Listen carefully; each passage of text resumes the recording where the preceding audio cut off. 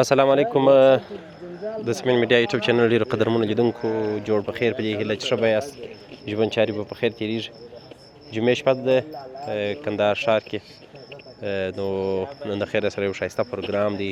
مشران دي ځوانان دي غنمرنګه دي او د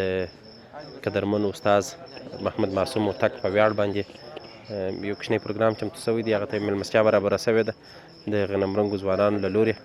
نو موږ هم په دغه محفل کې ګډون کړی دی بلنه او دعوت راکول شوی و نو د خیره سره پروګرام ډېر ښایسته دی تر پایه راسره وګورئ خوند به ورڅخه اخلئ او تر وروستۍ شېبه پورې وګورئ ځکه چې هر سړی چې تاسې نن پر سکرین وینئ هغه ځان ته یو سړی دی خصوصا بیا مشران لکه استاد محمد معصوم هوتک صاحب دی حاجي صاحب ظاهرجان څرک دی انجینر صاحب بنا صاحب دی او نور هم مشران راغلي دي تمثیل له ډګره څخه هم خاکسار صاحب لرو او نور هم قدرمن خلک شته نو تاسې راسره اوسئ د خیره سره زه به شاداب صاحب پیدا کړم خبرې به ورسره وکړو چې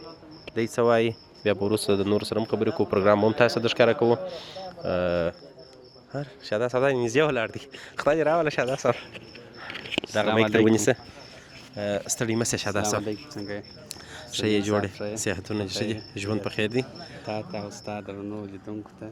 سلامونه نیکې هیلې وړاندې وعلیکم السلام ګرمي به ښه په خیر تېرېږي ډېره مننه شاداب صاحب بیخي راڅخه ورک وې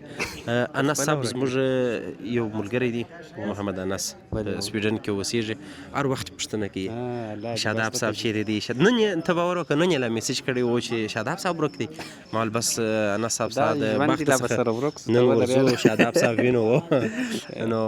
انس خان ته دې خدای پاک ښه ژوند ورکړي بلکل الله دې خوشحاله ژوندی لري نو شاداب صاحب دغه دی انس صاحب محترم بس د خیره سره نن یې ډېر ښایسته نوښت کړی دی د استاد محترم په ویاړ باندې پروګرام چمتو کړی دی ځوانان یې سره راټول کړي دي مشران یې راټول کړي دي شاداب صاحب څومره ښایسته نوښت یې کړی دی پخوا ډېر راباندې ګران اوس راغله ډېر راباندې ګران شوی نور هم سره ګرانېږي او دا خو د یو داسې سړی دی چې بیخي چې موږ ټول د ښار مراسم ورته ونیسو لا بیا هم پر لږ بلکل دغه یو سړی راپاته دی وروره بس خدای پاک تا ته مې وزرونه درکړي خدای دې تا هم خوشحاله لري زموږ د مجلس څخه زموږ د مراسمو څخه زموږ د ترتیبات څخه خوند واخلي انشاءالله ښه خوند به کوي ما ته خو زه خپله چې تا میسج راته وکړي لکه د هفتې په سر کې وکړه څه وخت چې میسج راته کړی وي بس د جمعې شپې ته مې د استلوار وکړې په ما په منځ کې دوه ځایه سفر هم سي وکړي بېرته مې ځان راورسوئ الله دې خیر ده چې خدای دې په خیر هر کله راولي بلکل انشاءالله مراسم ډېر ځانګړي دي بلکل نو بس څو برخې لري او یاران هم دغه دي په کار اخته دي څوک یو شی سموي څوک بل شی سموي او ماشاءالله ښایسته ماحول دې ورته انتخاب کړی دی شاداب صاحب ښایسته ځای دې ورته انتخاب کړی دی نو بس د خیره سره لیدونکو دلته پروګرام لرو د خیر سره تاسې راسره اوسئ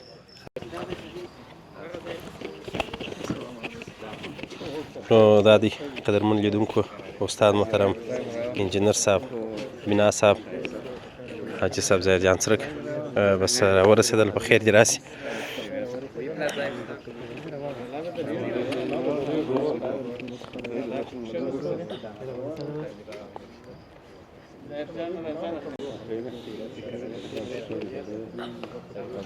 نو مشران راورسېدل د خیره سره استاد محترم دی حاجي صاحب ظاهرجان څرک صاحب دی بنا صاحب دی او انجینر صاحب شیر شاه صاحب دی حاجي نعمت صاحب دی ټوله بس دوستان دي ځوانان هم دې خوا ته راورسېدل دغه یو سړی ولاکه چې په ځوانانو کې راځي که په سپین ږیرو کې زه په دغه ځای نه پوهېږم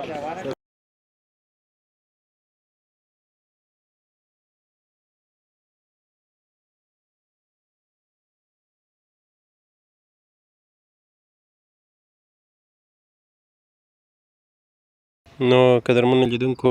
ما خو لمونځ کړی و د ماخستن ته دغه ځینو کسانو چې لمونځ نه و کړی هغو لمونځونه کول زه د باندې راووتم موټران ولاړ دي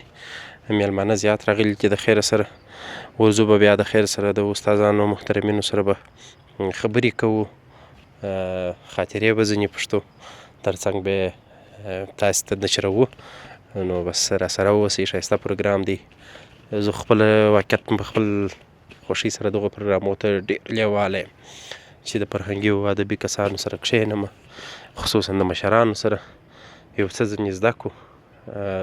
یو څه راته وښیي د مجلس څخه خوند واخلو له تجربو څخه استفاده وکړو نو بس انشاءالله نو به زه تاسو ته اکثریت مشران وژغورم خاطرې به راته وایي یو څه کې ستاسو لپاره درلود زموږ لپاره درلود هغه به ستاسو سره شریک کړو د ځوانانو سره به هم غږېږو نو بس ملتیا وکړئ ټولو پروګرام وګورئ سمین میډیا در سره تعقیب کوي د ډېرو ښکلو پروګرامونو څخه به مو انشاءالله برخمن کړم زما ته سرخواست کوئ راسره اوسئ هغه علاقه یم دغه دی زموږ تاسې بهي جان ماشاءالله ماشاءالله بهي جانه څنګه یې بخیر الحمدلله ته ښه یې سمین صاحب ښه دي داسې مخ راواړوه چې خلک مو وګوري و دی دا ډېر وخت ورک دي ستا نومر چې ویني یو صوفي کېږي کله په صوفي حالات کې ویني نو بس دغه یو میبلا جان هم دغه دی دلته ستا میبلا جانه میبلا جانه جوړه تسبیح نه دي را پیدا کړې پیدا کړې مې دي ګوره ستا کومه دی چې ته ما ځان حاضر کړې ښه زما زیره ده غواړې ستا زیره ده غواړې باندې انشاءالله رقم تسبیح پیدا کېږي زه به حاضر سم سره ورک دی ولا تاسو داسې یاست سره ورک یاست موږ هم اخته یو بس فرصت نه دی برابر شوی دا دی نن فرصت برابر شو د خیر سره مجلس بانډار به سره وکړو امین ته ښه یې الحمدلله الله دې بشمن دې بس نو مجلس به سره کوو زه به مخته واخلم چې څه کیږي نو ماشاءالله په ښایسته ځای کې دوستانو پروګرام ترتیب شوی دی غنمرنګه دي سپینو تورو صدریو سپینو کالو چې تاسو وینئ دا نو بس غنمرنګه ځوانان دي نو دا په عین مینه کې ډېر ښایسته کور دی نه پوهېږم چې د چا به یې بس کور یې ودان نن زموږ پروګرام دی پکښې کې نو ماشاءالله ښایسته ځای دی د ناستو د بانډارو د مجلس لپاره نو د استادانو محترمینو سره به خبرې کوو خاکسار صاحب هم راغلی ته درځي اول به دغسې ولاړ سو مجلسو بانډارو ټوله شیان به تاسو ته د ښکاره کړو د خیره سره او ما وویل مخکې په سپینو کالو په تورو صدرو کې چې تاسې په تورو صدري کې البته په ځوانانو کې چې مو هر څوک ولیدي بس هغه نو په غنمرنګو پسې مربوط دي نو بس شیان به د خیره سره راورسېږي ډوډۍ پروګرام دی د مجلس پروګرام دی عبید صاحب دا دی په میز اخته دی میزونه برابري بس دی په کار اخته دي هر یو خپل کار کوي دا میوه راوړي څوک ترموزان راوړي او زما بیا نو کیمره په لاس کې ده دا صابر صاحب دی ستړي مه سه صابر صاحب نن تر نوم هم راته کوي بیا د خیره سره او ښه ښه هغه هم راځي قدرت کایل دی راځي ناتیه افتاب دی راځي ښه ښه بس نو خیر خو زموږ بلال جان خو جلا دی میاشت مخکې لا ویلې ما دغه مېلمستیا ته ښه سمه تایه ونیسه دی خو نو زموږ جلا ترنم کې ته ډیپلوما والا هم شته اسرار بچا خو نو اسرار بچا خو نو ژر هم پرېږده ژر ما اوس هلته لیدونکو ته ویل مال هر یو چې کرار ویني برابر راسوي کېږي د خیره سره ماشاءالله ښه خوند هم کوي زما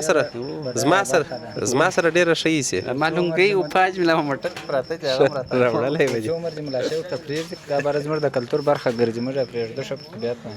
نو ته څنګه یې سره بچا سمین صاحب ښه یې صحت ښه دی چیرې ورک یې وروره تعقیبوم یې پر دا میډیا باندې بالا ته چې تعقیبوې مې ساده مې تعقیبوې وایي ته چې راځې زه به سلام د اخري رکعت یم ته چې راځې زه به جانانه ګرځېدلی یم داسې شیان تاسو وایي بس نو سره بچا به ساده د خیر بیا به دې کلمې ورته سپینکالیان اخته چې سپینکالیان خدمت کوي خدای پاک چې د غوایي په ځای کې ور ودرېږي بالکل سپینکالي او تورې صدري کم یو جاوید شه جاوید خدا دی جاوید داس په توره چاري توره چاري شنه دانه ده زموږ شنه دانه ده رنګ ښایسته دی بس عبید صاحب ماشاءالله ورځ ربل چاغیږي د مشرانو سره چې صحبت به ورسره کوو د خیر سره ورځو مجلس به ورسره کوو خوښ دې نه ده چې د امې کتاب په لاس درکوم صحبت ته وکړه ته د مشرانو سره یا ښه دی ته ورسې ښه ستا اواز ډېر ښه خوند راکوي زه بیا هلته ګورم دا عمله کوم زما بیا اواز ډېر نه دی ښه نو بس لیدونکو ته راسره پاته سي موږ به ورسو دغه مجلس ته به ځان ور داخل کړم چې څنګه کېږي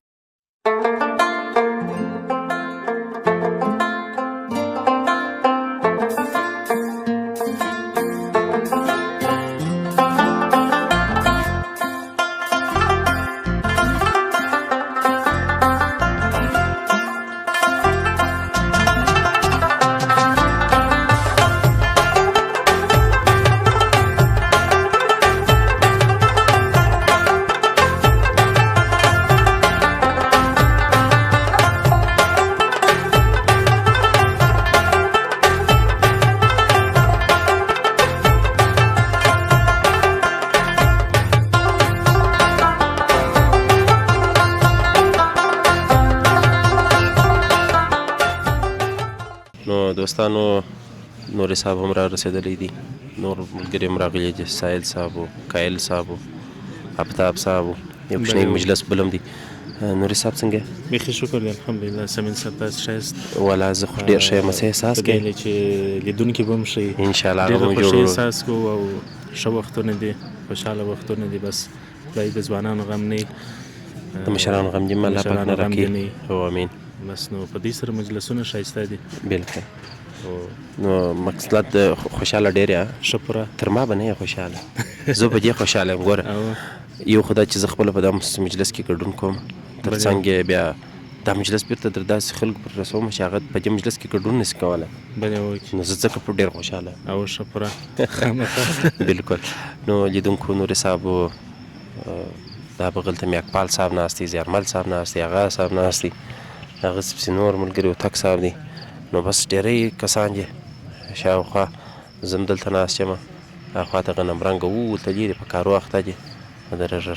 هلته اخته دي. نو بس د خیره سره ښایسته پروګرام دی. بیا به د مشرانو سره خبرې هم کوو د ډوډۍ وروسته. البته اوس نه، هغه مرکې پر ماړه نه ښه خوند کوي. که څنګه نوري صاحب؟ څرک صاحب نه راتلی، لیدونکی به بیا وایي چې څرک صاحب ولې نه دی راغلی. نوري صاحب شاید ما خو زنګونه ورته ووهلله، ورته ومې ویله 2 ورځې 3 ورځې مخکې مې ورته ویل چې پروګرام دی څرک صاحب بې ځای کېږه مه. نن نوري صاحب هم ورته ویلي. نوري صاحب په موضوع سره کومه ده څرک صاحب؟ او رښتیا هم دغسې وه. ده خپل کول واده وکړ، ول خامخا در سره ځم 2-3 واره وویل. نو زه پوهېدلم چې نه راځي. هغه ستا خبره شوه. نو زه چې څه ووایم هغه بیا کېږي. نو دا د څرک صاحب ځای خالي دی، هغه دې هم بس ژوندی، موږ دې هم ژوندي را سره اوسي. ژوندی اوسه. زموږ انډوالانو آشنایانو دا ښه وپته یې تر څو د دروند استاد محترم هوتک صاحب په مناسبت باندې یو کوچنۍ غونډې مېلمستیا جوړه کړي. چون هوتک صاحب زما ستاسې د پښتني تاریخ و، پښتني کلتور و، پښتو ادبیاتو په برخه کې ډېرې هلې ځلې کړي دي. ډېر تالیفات چې د تالیفات د پښتو د کلتور و، د پښتو ادبیاتو او د افغانستان د تاریخ د ټولو اقوامو د تاریخ لپاره د یو ښه ماخذو په توګه استفاده کېدلی شي. نو موږ ښه وګڼل تر څو د هوتک صاحب د ښه راغلي په پار باندې دغه مېلمستیا جوړه کړو. نو اوس د خیره د ډوډۍ ترتیب برابري. د ډوډۍ څخه وروسته به ځینې ملګري دې ترنمونه به ووایي، چا که شعر وایي، چا که د استاد سره صحبت و مجلس کوي یا یې پوښتنې درلودلې، دا به یو ښه چانس وي. او د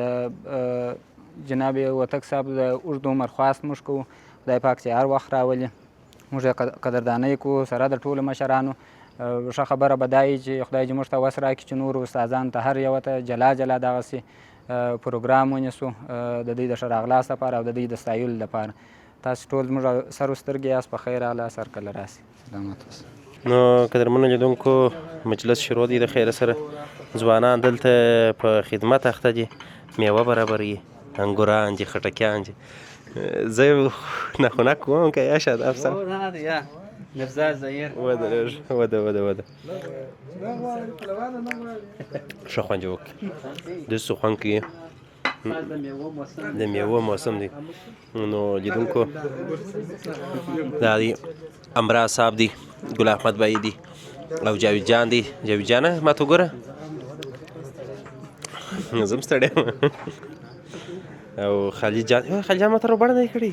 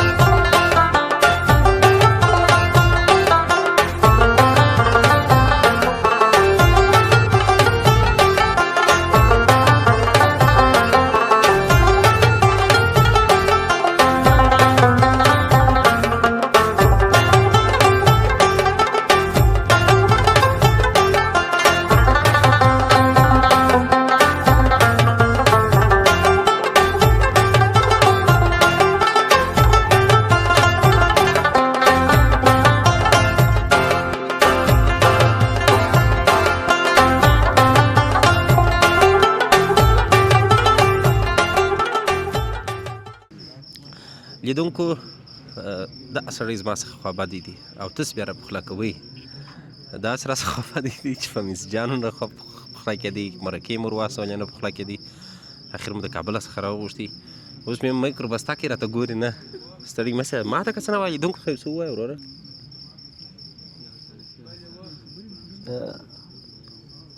چې دی لیدونکي دي شاته ووایي دا ستا په لاس کې هغه کیمره ده ښه و سمین صاحب یې خدای دې راوله خلاص دوستانو خلاص جوړ په خیر تازه تکړه صحت دې ښه دی ژوند په خیر دی کراره کرارې ده د زړه سره جوړ روغې امن امني ده داره بابه بال بد چیچ پیچ یاران واران زاړه واړه همسایګان ټوله ښه دي بیخي شکر دی الله الحمدلله دې ټوله ښه خوشحاله دي لره ورور. آباد وسې څه کیسې دي وروره شکر دی ډېر خوشحاله سوم چې راپخلاص وې زه خو څه وخت چې بوځم ډوډۍ څه وخت درته وکړم ډوډۍ ته ضرورت نشته اوس یې ډوډۍ راواخېدل وږم دا د مړه نن کړم ډوډۍ شاداب صاحب اورې خاکسار صاحب څنګه والله شکر دی د ښه. الله سره راضي یم مسافري په خیر دی بیخي د الله سره راضي یم خاکسار صاحب وروره. نو بس نو دوستانو خپل په څه ملک وخت کې کېږي خو چې وروره. راڅخه مسافر یې کندهار یې راپرېښی بیا تللي کابل ته بیا یا پیدا سي. کابل و هرات و مزار دا خو نو خپل وطن خپل دی. وطن خو خپل دی. وطن کې خو نو و مسافري خو سره نو لري ده مسافري ده په مسافري خپل ده. وطن کې مسافري چیرې خاکسار والله صاحب وروره. کارونه څنګه دي اوس خو شکر دی ښه دی الحمدلله ښه. په کابل کې یم کله کندهار کې یم او نو بس ما خو یو طبیعت دی وروره چې کابل ته ولاړ سم زما خو نو دا کندهار څه چې زه در کابله پورې او په زرهاو غرونه په مخه درځي وه. دښتونه په مخه درځي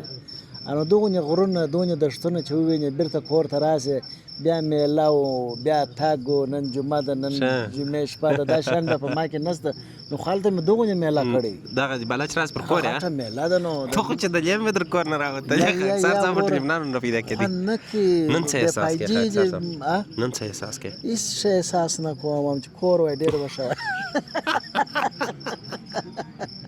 یا اوس خو هم ښه دی دا یو وروره. واقعیت دی چې خاکسار صاحب در بیا به هم پر کور ډېر خوشحاله و خو بیا هم ښه دي کله کله اوس لکه دغه ځوانان خامخا ګرده خوا دي ستا څه لیدونکو به هم لیدلي بالکل ماشاءالله دا ځوانانو چې څوک په کلو نه ولیدلې څوک په میاشتو نه ولیدلې څوک په اوتو نه ولیدلې څوک په ژوند نه ولیدلې ورسره ولیدله و نو دا ژوند چې دی په دغه ښه خوند کې وروره چې په ژوند کې انسان د ډېر انسانانو دلته سره به خامخا داسې ځوانان و چې تا نه لیدلي خو دلته زه په ډاډ سره ویلی سم چې داسې خلک شته چې هغه د خاکسار صاحب یې ولیدو ته لیواله چې خاکسار صاحب وویني هغه هم پر سکرین باندې بیا زما سره وویني دا خو بیا بیخي دوستانو دا دي خاکسار صاحب مې در باندې ولیدي تاسو نو ما نه منئ ماسې در څخه وادي و د رښتیاګو یا خوابدي خو نو انسان عاجز دی کله کله بس هغه دغه چمونه اوس موږ ته راپاته دي د چا دغه شی دغه چمونه دا ژر چې خوابدي سي نور خو نو وروره بس په ژوند کې د ژوند کولو دپاره ډېرو شیانو ته ضرورت شته بالکل او د ډېرو شیانو پوره کولو دپاره بیا ښه ملګري ته ضرورت بې شته واقعیت موږ باید د خوابدیا او د خپل درد او د خپل هغه دننه چې په زړه کې کم ضد لرو دا وغورځو بالکل ملګرو ته یارانو ته وخت ورکو او کوشش وکړو چې په یاري او په انډیوالي کې وفاداره واوسو نور خو نو وروره نه زه تا ته اړ یم نه ته ما ته اړ یې ټول الله پاک ته اړ یو بالکل نو بس خو نو دوستانو خاکسار صاحب خو نو هغه په اصطلاح باندې موږ ډوډۍ ته په نعناع ویل خاکسار صاحب په میډیا کې و خاکسار صاحب په تمثیل کې و موږ یې د پښو خاورې نو بس موږ ته ډېر یوازې ما ته نه ټول افغانستان ته قدر لري ما ته خپله ډېر قدر لري خدای دې ژوندی لري الله دې غم مه راکړو هغه یو اکثره مشران وایي د عقل چې دی دا په کلو کې نه دی په سرو کې دی بالکل نو وروره که موږ وخت راغلي یو کیدای شي وروره در موږ بیا ستاسو تجربې ډېرې نه خدای دې چې عقل چې دی هغه په سرو کې دی تجربې هم در تاسو ډېرې دي هر څه در تاسو پر موږ ډېر یاست وروره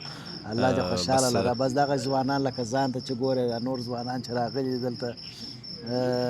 چې شي یاران دي غنم رنګه یاران غنم بس خو نو وروره په دغه یارانو په دغه ځوانانو ځوان خو چې دی وروره په یو ټولنه کې ځوان نه هغه ټولنه خو نو بالا ختمه شوه د ځوان قدر باید وسي ځوانان یو د بل قدر وکړي ځوانان یو د بل احترام وکړي ځوانان یو بل ته اوږه ورکړي ځوانان یو بل ته هغه په غېږ کې نه هغه انګلیسي اصطلاح ده پوش بالکل سپورټ یو بل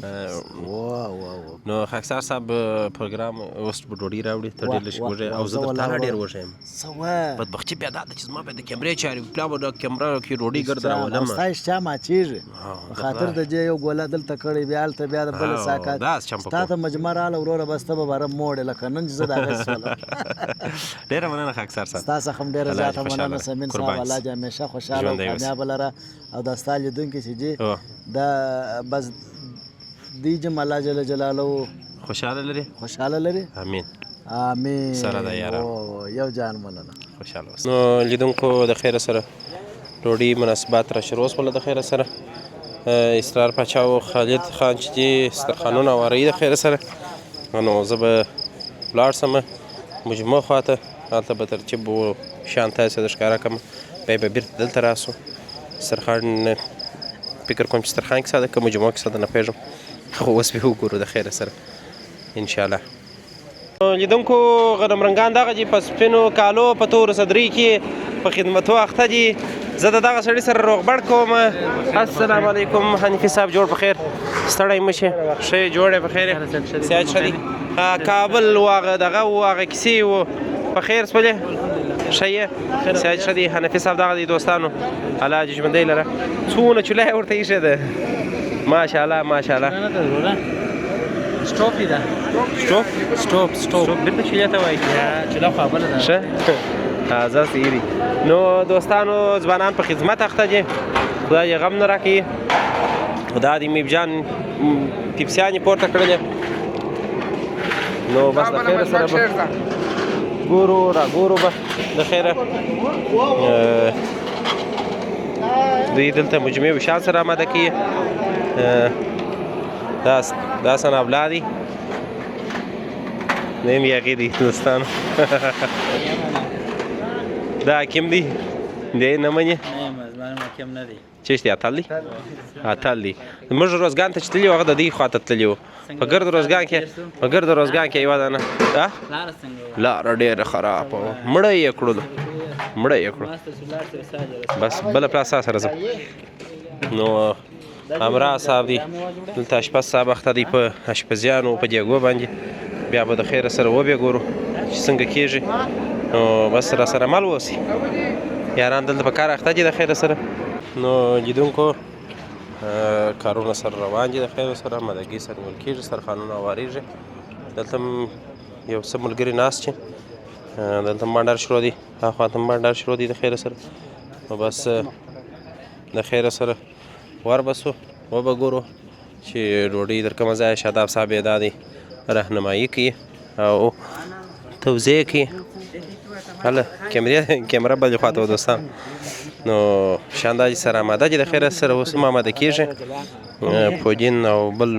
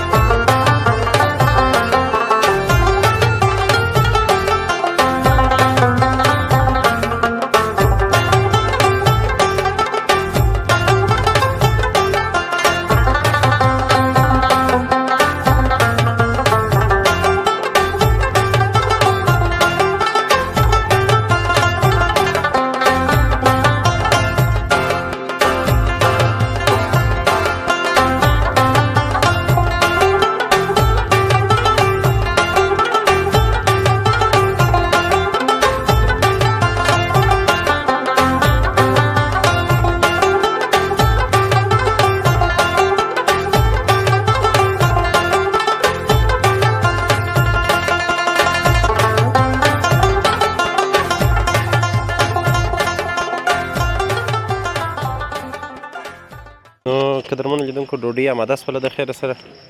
بس زه به هم یو ځای ځان ته ځای پیدا کړم د خیره سره کښېنم ډوډۍ به وخورم نو شیان به کړم زړه مې غواړي چې دلته ولاړ شم د مشرانو په منځ کې کښېنم هلته ډوډۍ وخورم نو تاسې را سره مل پاتې سئ د ډوډۍ وروسته د خیره سره ښه خوندور نور مجلس هم لرو هغه به هم له تاسې سره شریکوو را سره مل اوسئ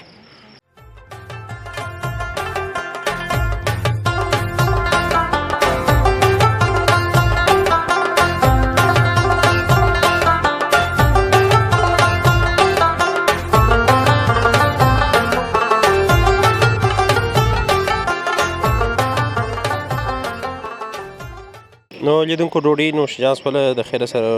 میوه او شان راوړل شوله پروګرام اوس داسې یو لږ څه رسمي بڼه اخلي هغه دا چې ځینې ملګري به ترنم کوي مشران به خاطرې وایي یا به ځوانان که پوښتنه چا ځینې درلودله هغه به هم وکړي نو اسرار باچا به ویندویي وکړي او چا که څه ویله ترنم دپاره سایل صاحب شته کایل صاحب شته صابر صاحب شته زه خپله یم نو د خیر سره پروګرام را شروع کوو بس په څو دقیقو کې به د خیر سره پروګرام را شروع شي چې واغ به ستاسو سره شریک کړو مازې را سره اوسئ ډېرو درنو معززو دوستانو مشرانو استادانو همزولو او ځوانانو په خیر راسئ خدای دې وکړي چې ډوډۍ مو خوند اخیستی وي اوس موږ غوښتله تر څو ځوانان ترنمونه وکړي که چا شعر وایي شعر وایي اقبال صاحب ته خاصه بلنه ورکوو چې شعر اماده کړي د خیره سره دی خو زموږ د تکړه شاعران څخه دي استادان به د خیره سره علمي ویناوې کوي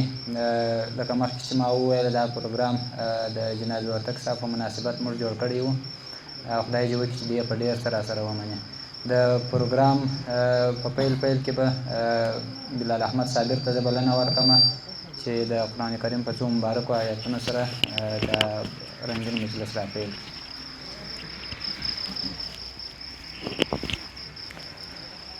أعوذ بالله من الشيطان الرجيم بسم الله الرحمن الرحيم ألم تر كيف فعل ربك بأصحاب الفيل ألم يجعل كيدهم في تضليل وأرسل عليهم طيرا أبابيل ترميهم بحجارة من سجيل فجعلهم كعصف مأكول سبحان ربك رب العزة عما يصفون وسلام على المرسلين والحمد لله رب العالمين جزاک الله خیرا جزا مجلس را پیلوو د پیل د خبرو دپاره به زه میک و دروند استاد وردګ صاحب ته وسپارم چې هغه خپل علمي نظر زموږ سره شریک کړي بسم الله الرحمن الرحیم نحمده ونصلي على رسوله الكريم زما دپاره د ډېر خوشحالۍ ځای دی چې زه ستاسې ځوانانو سره دلته وینم او دغه محفل چې تاسې جوړ کړی و دغه ډوډۍ مو کړې وه دا ضیافت مو جوړ کړی و نو اول خو ستاسې څخه فرد ستاسې ټولو څخه تشکر کوم مننه دا ما چې ستاسې ته وکتله دا ستاسې په دا مشترک یونیفورم و دا یو ډول احساس و دا ګردو شانو ته چې به یې وکتله دا تاسې په حقیقت کې نه یوازې په خپلو منځو کې یو تړون سره کړی دی بلکې دا تړون د مملکت د رفاه او د مملکت د ترقي او د مملکت د پرمختګ او د دې مملکت د آیندې دپاره ستاسې د خدمت دا یو تړون دی تاسې سره کړی و او دا تړون ما چې ولیدی دا ستاسې په احساساتو دا ستاسې په ملګرتوب و دا ستاسې په خوشحالۍ و دا ستاسې په نزدېکت و په دوستۍ و دا ستاسې په همطبعۍ کې چې مو سره کولې دا په خپله د دې پیغام رساوه چې تاسې د وطن ته متعهد یاست. تاسې ته دې مبارک وي، خدای تعالی هم پر دغه لار باندې ټینګ کړه. زه به هغه وخت خوشحاله شوی وای ډېر چې ما یو وارې دا ستاسې خبرې اورېدلې وای، دا ستاسې شعرونه مې اورېدلي وای، بیا به نو زما دپاره یو نوکی مواد موجود وای چې ستاسې سره نوکی پراخ مجلس وکړم. د ځوانۍ دپاره په فارسی کې یو بیتی یا یو مصرع ده، وای در جوانی توبه کردن خصلت پیغمبری است. ستاسې دپاره په اول قدم کې دا دی چې د خپل دین، د خپل مذهب او د خپلو عقایدو په صفا کې کار وکړئ. موږ د دا تېرو 50 کالو په جریان کې خورا ډېر رقم حکومتونه مو ولیدله، رقم عقاید مو ولیدله، رقم مفکورې مو ولیدلې، رقم سیاسي مکتبونه مو ولیدله. او تاسې خو اوس چې زه تاسې ته ګورم، تاسې دا د جنګ نسل یاست، تاسې په جنګ کې زیږېدلي یاست، په جنګ کې رالوی سوي یاست، دا ټوله شیان تاسې. مګر دغه ازمونه چې موږ ولیدله، دغه سیاسي مکتبونه چې موږ ولیدله، هر یو په خپل حد کې د دا مملکت سره جفاوې وکړلې، د دا مملکت سره خرابۍ و دا مملکت ته ورسولې. زما اوله توصیه تاسې ته دغه ده چې تاسې باید د خپل ژوند د برنامې دپاره، د خپل ژوند د آیندې دپاره اسلام او افغانیت په نظر کې ونیسئ. دغه دوې خبرې دي چې موږ تاسې تر یو ځایه پورې رسوي. دا دواړه نه بېلېدونکي دي سره. که یوازې موږ پر اسلام باندې تکیه وکړو، افغانیت ځینې ایسته کړو، هم زما په خیال موږ تر مطلبه نه رسېږو. ځکه افغانیت هم زموږ د وینې جز دی، زموږ د خټې جز دی، موږ په دا وطن کې رالوی سوي یو. اسلامیت هم دغسې دی، زموږ د عقیدې جز دی، پلار و نیکه مو پر دغه لار باندې تللې وه. نو دغه دوه خبرو ته خو به اول موږ ډېر تعهد کوو. د بله طرفه څخه جنګونه د ځانه سره انحرافونه راوړي. تاسې که اوس وګورئ دا د آسیا په جنوبي شرق کې چې دا ځینې ملکونه دي لکه دا ویتنام او برما او دا ځایونه چې دي، په دې کې خورا ډېر جنګونه تېر سوي دي. د ویتنام د جنګ به تاسې اورېدلي وي، مثلا دغسې په دغه نورو کمبودیا او په دغو ځایو کې. نن ورځ په دنیا کې د فحاشۍ لوی مرکزونه دغه ځایونه دي. د اروپا څخه چې دا لوی میلیارډرانو، دا لوی سرمایه‌داران د فحشاو او د اخلاقي فساد دپاره ځي، دوی دغو ملکو ته ځي. اوس خو نو هغه ملکونه داسې نه دي چې دوی حق تعالی دغسې پیدا کړي وه چې دوی د فحشا دپاره آماده وه. دوی جنګونه تېر کړي دي. په جنګ کې نارینه همیشه مري، ځکه د جنګ خو په نارینهو کېږي. نارینه د جنګو په جریان کې مري، ښځې پاتېږي. ښځې سرپرستۍ ته ضرورت لري، ډوډۍ ته ضرورت لري. د دوی لپاره بله وسیله نه پاتې کېږي بې له دې څخه چې خپل وجود خرڅ کړي. او نو دا خو ما د جنګ یو د افغانستان د خدای د دغه حالت څخه وساتي. موږ خو شکر په څنګ کې بیا دیني عقاید لرو چې هغه لارې ته موږ نه پرېږدي. دا ما تاسو ته یو مثال راوړی. مګر جنګ په خپل ذات کې انحرافات لري، پر غلطو لارو باندې دا جنګي شرایط دغسې وي. اوس دا ولې په افغانستان کې مثلا هیروینیان ډېر سوي دي، په نشو باندې خلک ډېر اخته سوي دي؟ خو دا علت یې دا دی چې د دغه جنګي حالت څخه، د دغه ذهني کشمکشه څخه، د دغه ناخوالو څخه چې په دا څو کلو کې یا ستاسې دا د ژوند په دا ټوله دوران کې راتېر سوي دي. دغه ځوانان غواړي د دغه څخه ځان ګوښه کړي، غواړي چې یو څو عمر دا ځان په اصطلاح د جهانه بېګانه کړي، نشو ته دغه ور اړوي، مخ ور اړوي.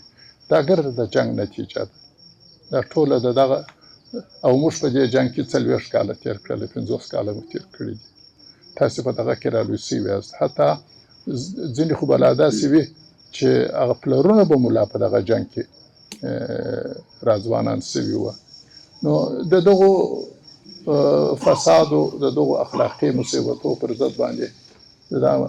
مبارزه ستاسو څخه غواړي مبارزه یوازې د حکومت کار نه دی مبارزه به تاسو په خپله هم ورسره کوئ د بله طرفه څه چې بیا زه اوس تاسو ته ګورم دا ستاسو په شعرو کې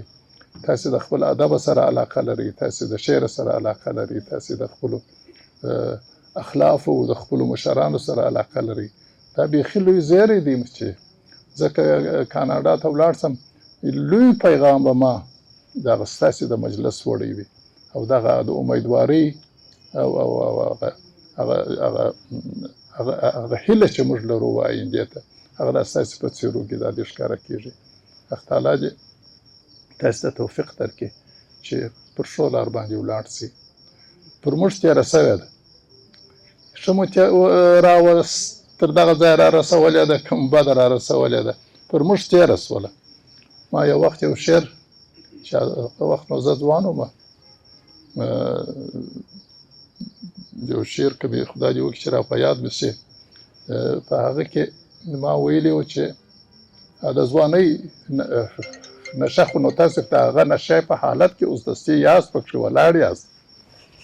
ول نه سر د ټیټېدو لرم نه ژبه د زاریو نه سر د ټیټېدو لرم نه ژبه د زاریو جنون ټکورومه په اورونو د خلګیو شبابه توره ډال سنبالوه بیداره اوسه شباب ځوانۍ ته وایي شبابه توره ډال سنبالوه بیداره اوسه زړښت نغم کندي و قلمرو ته د ځوانیو چې زړښت درته را روان دی احتیاط به ورسره کوې شبابه توره ورته راواخه که نه درته را روان دی مګر دا دی پر موږ راورسېدی نه تورې کار وکئ او نه ډال کار وکئ نه مو مخ ونیولی سولی او دا دی موږ هغه حالت ته ورسېدلو دا زموږ وجود بیا ستاسو دپاره یو پیغام دی د دغه ځوانۍ د انرژۍ څخه مو په ښه لار کې استفاده وکړئ دغه د ځوانۍ د قوت څخه مو د دې مملکت د سعادت او خوشبختۍ لپاره کار وکړئ خو زه نورې خبرې نه پسې اوږدومه خو درته وایم چې که ما دا ستاسې شعرونه و یا دا ستاسې نور ویناوې که مو کولې وو یا دا نور دغه مې لیدلي وای ښایي ما د تبصرې دپاره ډېر مواد درلودلی نو حق تعالی مو دغسې سره متحد لره تعالی مو دغسې لکه په یوه زړه لره لکه دغه په جامو کې چې مو دغسې یو اتحاد کړی دی دغسې په زړو کې هم دغسې اتحاد سره وکړي دا د زړو اتحاد بیا پایښت ډېر کوي هغه تر ډېره دوام کوي هغه تر ډېره رسېږي تر یو ځایه پورې خدای مو وهوسوه خدای مو ونازوه زموږ امیدونه تاسې ته دي او خدای تعالی دې موږ ستاسې څخه نه ناامېده کوي په لوی خدای مو سپارو چون دا پروګرام خاص او خاص مناسبت جوړو نو د پیل د خبرو دپاره مو هم تاسو بلنه درکړله او وروسته به د پروګرام ارزیابي هم تاسو وکړئ د خیره سره یوه غوښتنه ده کوم څوک چې بلنه ورکول کېږي ترنم دپاره یا د شعر دپاره هغه به د حاجي صاحب ظاهر جان سرک او وتک صاحب په منځ کې کښېني چون دوی ته به نږدې وي او بیا به په کامره کې هم ښه راځي زه به پروګرام د درون استاد وتک صاحب په څو بیتونو سره راپیل کړم جې ساړه شام پسرلي کې امیدونه خزانېږي جې ساړه شام پسرلي کې امیدونه خزانېږي د ژوندون ګلان شو مړاوي هم دلې او هم هورې د خونخوار ساقي د لاسه جام د زهرو ویشل کېږي د خونخوار ساقي د لاسه جام د زهرو ویشل کېږي قتلګاه مو میخانه سوه هم دلې او هم هورې د افغان پر حال جړېږم کور یې وران شو لا ورانېږي د افغان پر حال جړېږم کور یې وران شو لا ورانېږي در په در یې قافله سوه هم دلې او هم هورې زه په ډېر ادب سره جناب فایل صاحب ته بلنه ورکوم چې خپل ترنم زموږ استاد سره شریک کړي. خوړ دې کړه تر زړه غوندې نازکه ده، ستا تر قدم لاندې زموږ مځکه ده.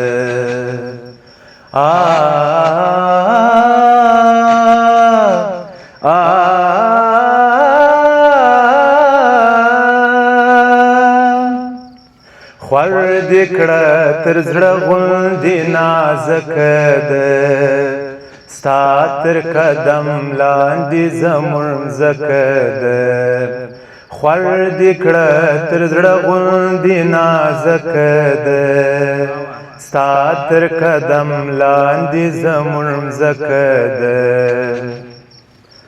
سخولې خو نه ده چې بس پرېږدو، سخولې خو نه ده چې بس پرېږدو، سخولې خو نه ده چې بس پرېږدو، سخولې خو نه ده چې بس پرېږدو. دلته مو د ورور ککرۍ ورکه ده، ستا تر قدم لاندې زموږ مځکه ده. دلته مو د ورور ککرۍ ورکه ده، ستا تر قدم لاندې زموږ مځکه ده. ښکاري زموږ کلي ته روانه ده، ښکاري زموږ کلي ته روانه ده، ښکاري زموږ کلي ته روانه ده، ښکاري زموږ کلي ته روانه ده. نن چې بدمرغي دومره چابکه ده، ستا تر قدم لاندې زموږ مځکه ده. نن چې بدمرغي دومره چابکه ده، ستا تر قدم لاندې زموږ مځکه ده. موږ ته په درنه سترګه چې نه ګوري، موږ ته په درنه سترګه چې نه ګوري، موږ ته په درنه سترګه چې نه ګوري، موږ ته په درنه سترګه چې نه ګوري.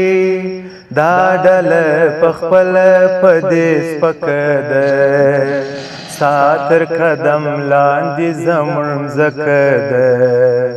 دا ډله پخپله په دې سپکه ده، ستا تر قدم لاندې زموږ مځکه ده. کلی پوهېدلې دي درویشه چې، کلی پوهېدلې دي درویشه چې، کلی پوهېدلې دي درویشه چې، کلی پوهېدلې دي درویشه چې. هر چاته ورپېښله ملکه ده، ستا تر قدم لاندې زموږ مځکه ده. هر چاته ورپېښله ملکه ده، ستا تر قدم لاندې زموږ مځکه ده. خوړ دې کړه د زړه غوندې نازکه ده، ستا تر قدم لاندې زموږ مځکه ده، ستا تر قدم لاندې زموږ مځکه ده.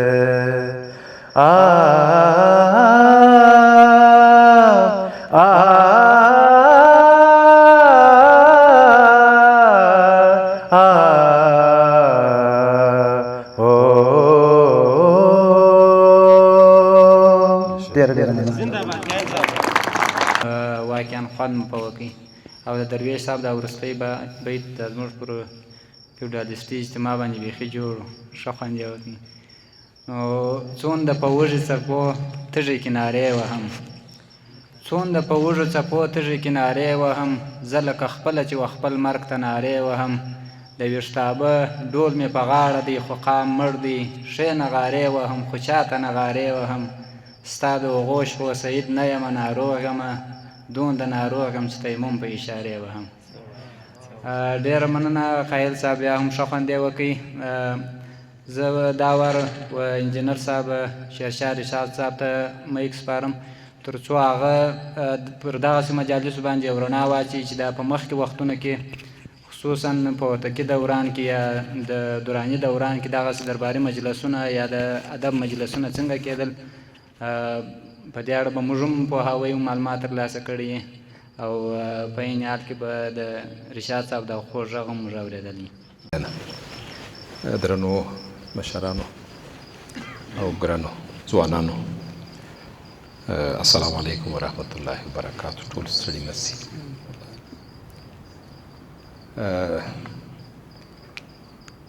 اسرار صاحب خو زه فکر کوم خورا ډېر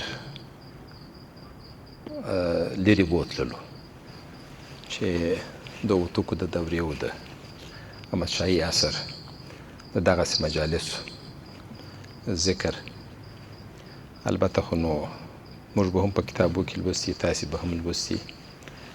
خو زه د مخ تر دې چې څه تاریخي بحث ته ولاړ سو، د دا نن ډېرې په زړه پورې و خوشحاله مجلس و غونډې د راټولېدو لاسیاته زه تاسې ټولو ته د زړه له کومې مننه کوم او یقینا په دې خوشحاله یم چې په دا 50 کالو کې ځپلې ټولنې کې بیا هم ځینې ځوانان پر یو نغري راټولېږي او د ځان لپاره یو پلمه پلټي چې پر هغه باندې راټول شي. او دا هم تاسو ته اوس بهتره معلومیږي چې یوه ټولنه چې له دغسې جنګي حالته راوځي، زما په نظر دوې اساسي خبرې چې یوې د علمیت اړخ دی او بلې د تهذیب اړخ دی. او زه په دا خپلو ځوانانو اوس ویاړم چې دا دواړه اړخه اوس موږ په ځوانانو کې سته او ورته متوجه دي او د هغه دپاره هڅه و هاند کوي چې باید ځان ورته ورسوي. ځکه پرته له دغه دوو اړخو څخه ټولنه د معنویاتو خواته ځي نه، او یو ټولنه چې ولاړه ده هغه پر معنویاتو ولاړه ده.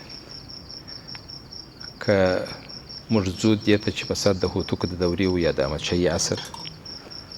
پر ځینو دغسې مجالسو باندې طبیعي خبره ده چې هغه هم د معنویاتو اړخ دی. موږ تاسې په هوتکي دوره کې د شاه حسین هوتک د دربار راټولېده، د هغه وخت د ادیبانو، د شاعرانو، د مفکرینو ترمنځ زموږ دپاره تر اوسه پورې هم یو ښه مثال دی چې په هغه وخت کې راټولېدل. یا مثلا په احمدشاهي عصر کې موږ تاسې وینو چې د احمدشاهي کلا یا ښار د جوړېدو دپاره پر معنوي اړخ باندې د هغه چې کار کېدی، موږ تاسې وینو سره چې هلته د بیت الاشراف جوړېدل د احمدشاه بابا له خوا څخه د یو موزیم په حیث او پر هغه باندې د بیت الاشراف نوم ایښول. دا په دې معنی چې احمدشاه بابا په دې اهمیت پوهېدی د دې چې زموږ د تاریخي ژوند هغه د تړلو لپاره کړۍ چې ده هغه دغسې موارد دي لکه موزیمونه، او په موزیمونو کې پراته آثار چې دي سره نو موږ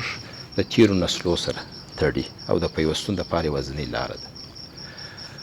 نو زه خو ستاسې څخه په دې هم نهایت مشکور و ممنون یم چې د اوسني عصر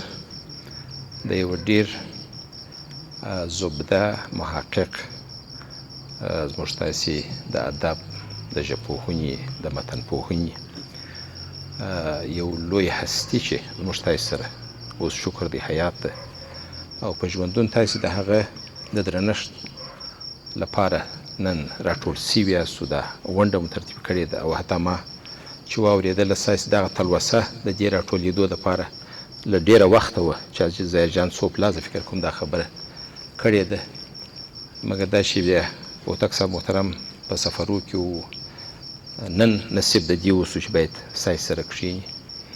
واقعا دا د خوشحالۍ خبره ده واقعا د ویاړ خبره ده چې مثلا په ځوانانو کې دا حس چې د خپلو مشرانو د خپلو حقدارو په ستاینه کې راټولیږي او ځانونه ستړي کوي نو زما به هم نظر دا وي چې نن ستاسې څخه واورو ستاسې هم د شعري قریحه او ستاسې د ترنم هنریاتو او کیدای شي نورې ډېرې خبرې تاسې ولرئ سره چې موږ په هغه په حساب باغ واخیستو سره وایو ورسره نو بیا هم ستاسې ته مننه او ستاسې د نظرونو او د فکرو په د اورېدو په هیله ډېره ډېره مننه ستاسو د ټولو محترمو مشرانو او ځوانانو په اجازه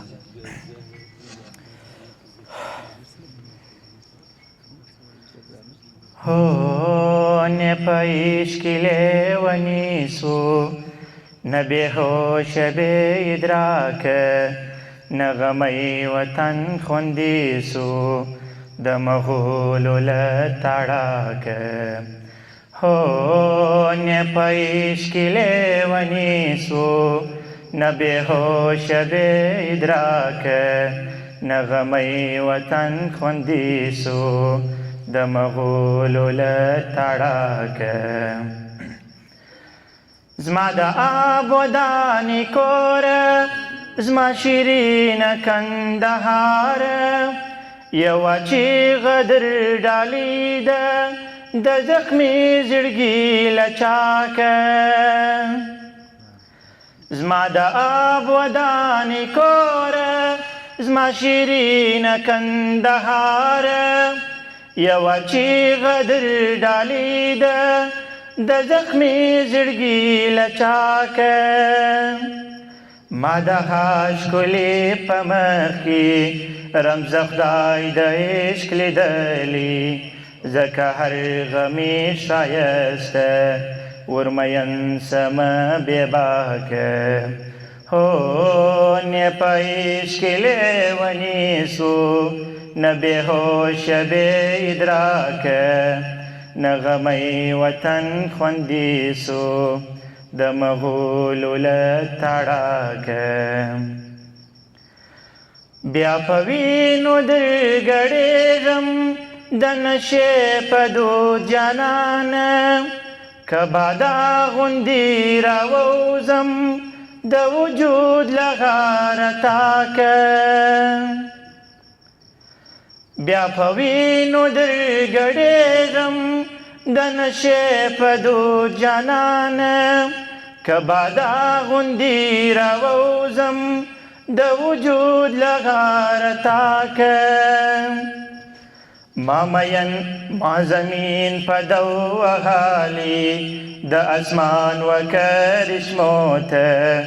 رب جانانه ستا تر وصله یوه بله مقرا کړه هو نه په عشق لیونی سو نه بېهوشه بې ادراکه نه غمی وطن خوندي سو د مغولو له تاړاکه ما زمین په دو وهالي د اسمان و کرشمو ته رب جانانه ستا تر وصله یوه بله مقرا کړه ما زمین په دو وهالي د نشې په دود جانانه که بادا غوندې راووځم د وجود له غاره تاکه نه په عشق لیونی سو نه بېهوشه بې ادراکه نه غمی وطن خوندي سو د مغولو له تاړاکه اسرار ډېر ډېر خجالات سم د بابا پښتون عظمت را پزړه چې می صفات هي له تهران تر لداکه اسرار ډېر ډېر خجالات سم د بابا پښتون عظمت را پزړه چې می صفات هي له تهران تر لداکه هو نه پېښ کې لیونیسو نه بېهوش بې ادراکه نه غمی وطن خوندیسو د مغولو له تړاکه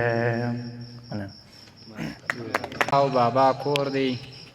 پر هر ګام باندې لحد او کفن زما دی هر غاټول زما له وینو رنګ اخیستی دا په وینو روزل سوی چمن زما دی. ډېره مننه صابر صاحب. د مجلس دا خو نو آزاد مجلس دی، رسمي پروګرام نه ورته ویلی. د مجلس په دغه برخه کې به ښاغلي عبدالظاهر جان څرک صاحب ته مایک وسپارم تر څو خپله وینا را سره شریک کړي.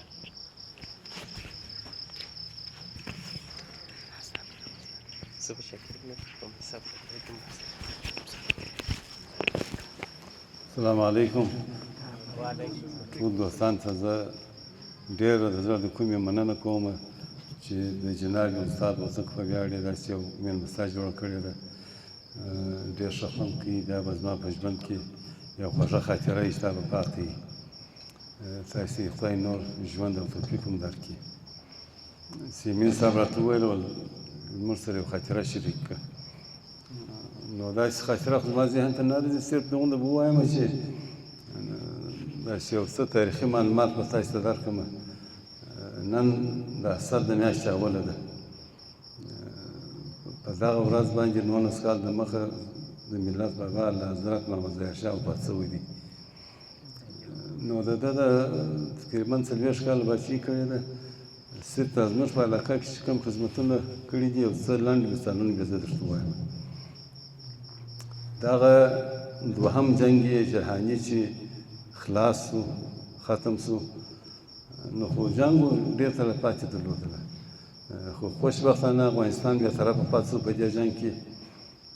نو ضمنا یې د وړیو صادرات، د پوستینو، د قرقل صادرات ډېر وکړله. ځکه هلته ژمی و، دا زموږ وړۍ او دا زموږ پوستینو دا هلته ډېر وشلېدله. نو اخر چې زموږ دولت کښېنستی، دا حساب یې وکړي 100 میلیونه ډالره دوی ګټلي وه. نو حکومت د ظاهرشاه په مشري باندې کښېنستی چې په دغه پیسو باندې موږ څه کوو. اخر بالاخره د دوی پیشنهاد داسې شو چې دا د هلمند په وادي کې دا یو بند باید جوړ شي. دا د کجکي په نامه بند دغه یو طرحه وړاندې شوله. دا طرحه منظور شوله. اخره هیاتان واستول د دنیا ډېرو مملکتونو ته چې تاسې ورشئ چې کوم کمپنۍ ښه بند جوړ کړی دي. نو هیاتان لاړل. دا په امریکا کې یو کمپنۍ دغه یې خوښه کړل چې دغه ډېر ښه بندونه جوړ کړي دي. نو دې کمپنۍ سره قرارداد وشو چې هغه راغله دا د کجکي باندې جوړ کړي. دا دی نن تاسې موږ تر ننه پورې د دې بند د مزایاو څخه ګټه اخلو. ضمنا دا بند چې جوړ شو بیا دا دی د عالیه بند هم د هغې کمپنۍ جوړ کړي. دغه زموږ د افغانستان دولت په پیسو دا جوړ شو. بیا نو د امریکایان دغه اوس چې مزرباغ یا قومندوی بوج دلته استوګن وه، دوی چې دا عالیه بند جوړ کړي، نو دوی بیا بل پیشنهاد وکړي امریکایانو چې موږ تاسو ته د کندهار میدان هم در جوړو، بین المللي هوایي ډګر در جوړو. دا اوسنی میدان دی دا هم دوی جوړ کړي. نو خبر به را لنډې کړو. دغه یو درې مثال ما درته وویل چې دومره خدمت زموږ پخوانیو بادشاهانو دې خاورې ته کړي دي، بیا دا زموږ څخه یې کړي دي. نو ممکن د دغه شان ثواب اوس هم د دوی ته رسېږي. دا ټول د خیر کارونه دي چې دوی کړي دي. نو پر خدای یم سپارمه. اللهم نن څه په مخ مو شه. بسم الله الرحمن الرحیم. د قدرمنو مشرانو او ټولو درنو ځوانانو په اجازه، نو اسرار باچا مخکې یادونه د شعر کړې وه، زه چې راولاړېدم بیا شعرونه کړل. طبعا شاعر ته چې میک په لاس ورسي خوښه یې چې ډېر شعرونه ووایي خو زه یو شعر وایم ستاسو په اجازه ښاغلي هوتک صاحب که خوند راکړې نه دي لکو رباعي ورسره ملګری دا به نو څه ژوند وي چې ښکلا ته دې هېڅ پام نه وي دا به نو څه ژوند وي چې ښکلا ته دې هېڅ پام نه وي ډک بازار د حسن وي او ستا تر څنګ ګل پام نه وي ټوله خمار تیر سي مګر ستا په لاس کې جام نه وي ژوند یې د پسه دی چې نیکنام نه وي بدنام نه وي تا ته مې درکړې ده د مینې ازموینه وړې مې روح له تنه وړې مې روح له تنه سترګې چې دې ښکلي دي یقین به دې بیا بیا نه سي سترګې چې دې ښکلي دي یقین به دې بیا بیا نه سي زلفو ته دې ووایه چې مینه یې پر را نه سي څرک د خوشبویي به ستا د جسم څه جلا نه سي سر سالو اوار که فرض لمونځ به مې قضا نه سي ستا د سپینو لیچو امامت به بیا ادا نه سي ګوره یې حقپال به آخر ورک کې له وطنه وړې مې روح له تنه وړې مې روح له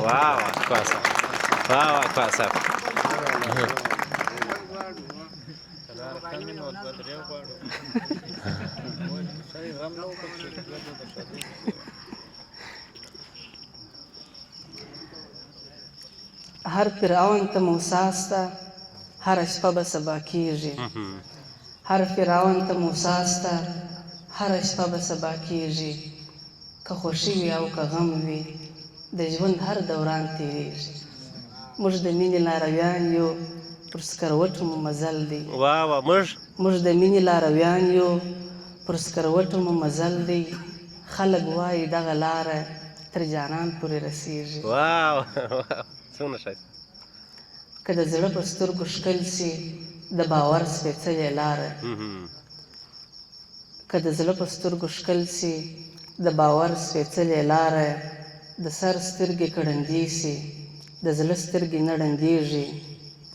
کاش چې مینه همیشه وای کاشکې ژر نه ختمېدلی کاشکې مینه همیشه وای کاشکې ژر نه ختمېدلی دا د څو شپو میلمنه ده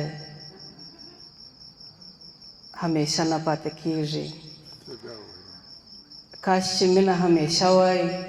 کاش چې ژر نه ختمېدلی دا د څو شپو میلمنه ده همیشه نه پاتې کېږي د اجل سیاد نیولې د حقپال د زړه هوسۍ ده د اجل سیاد نیولې د حقپال د زړه هوسۍ ده یوه ورځ به یې ملګرو پر مزار جنډۍ رپېږي ستاسو د ټولو د توجه څخه ډېره مننه عزتمن اوسئ خیر حقپال صاحب ما یو وخت یو څو بیته لیکلي وه وایي که نغمه د محبت که سرود د انقلاب دی که نغمه د محبت که سرود د انقلاب دی موږ په نره غږولې موږ مستان یو دا مباب دی پایلوچي زموږ په خټه د ژوند دو پکښې جاري دی پایلوچي زموږ په خټه د ژوند دو پکښې جاري دی سر وهو سنګر یې نیسو سربازي مو انتخاب دی ډېره مننه اقبال صاحب ډېر خوږ غږ لرونکي ترنم ویونکي ته بلنه ورکوم سید نور ساحل شاید تاسې ټول د غږ سره اشنا یاست ډېر خوږ ترنم کوي په ډېر درنښت او ادب بلنه ورکوم چې راسي او خپل لرلي څه راسره شریک بسم الله الرحمن الرحیم د درنو مشرانو او ستاسو ټولو برخوالو په اجازه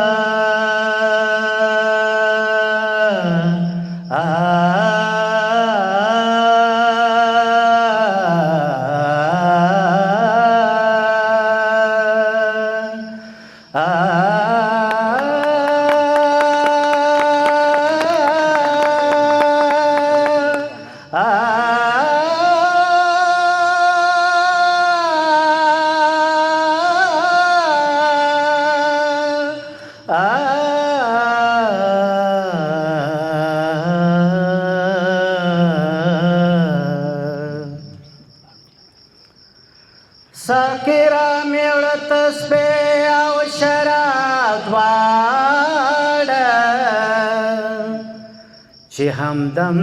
کړم ثواب او عذاب دواړه زړه مې جار ستا د بړو نه تاوې کم کړم چې ونه سوځې مې سیخ او کباب دواړه په ځواني کې یاد یو څه یاد بل څه سره نشای مستی او ایجاب دواړه هغه یار که بې وفا وي یار به نسي ترېنه هېر به کړم حساب او کتاب دواړه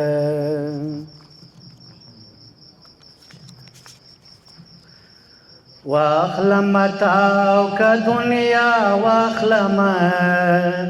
په خندا سرنګ ژړا واخلم په خندا سرنګ ژړا واخلم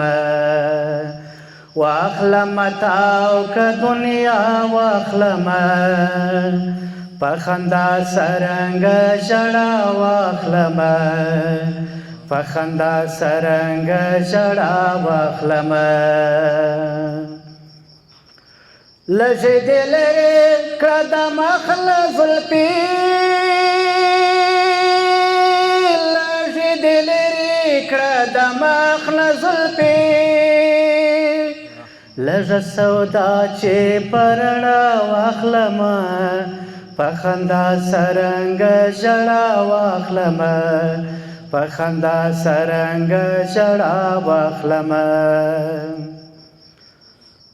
ته چې په سترګو کې موسکۍ سوې اشنا ته چې په سترګو کې موسکۍ سوې اشنا ته چې په سترګو کې موسکۍ سوې اشنا چې په سترګو کې موسکۍ سوې اشنا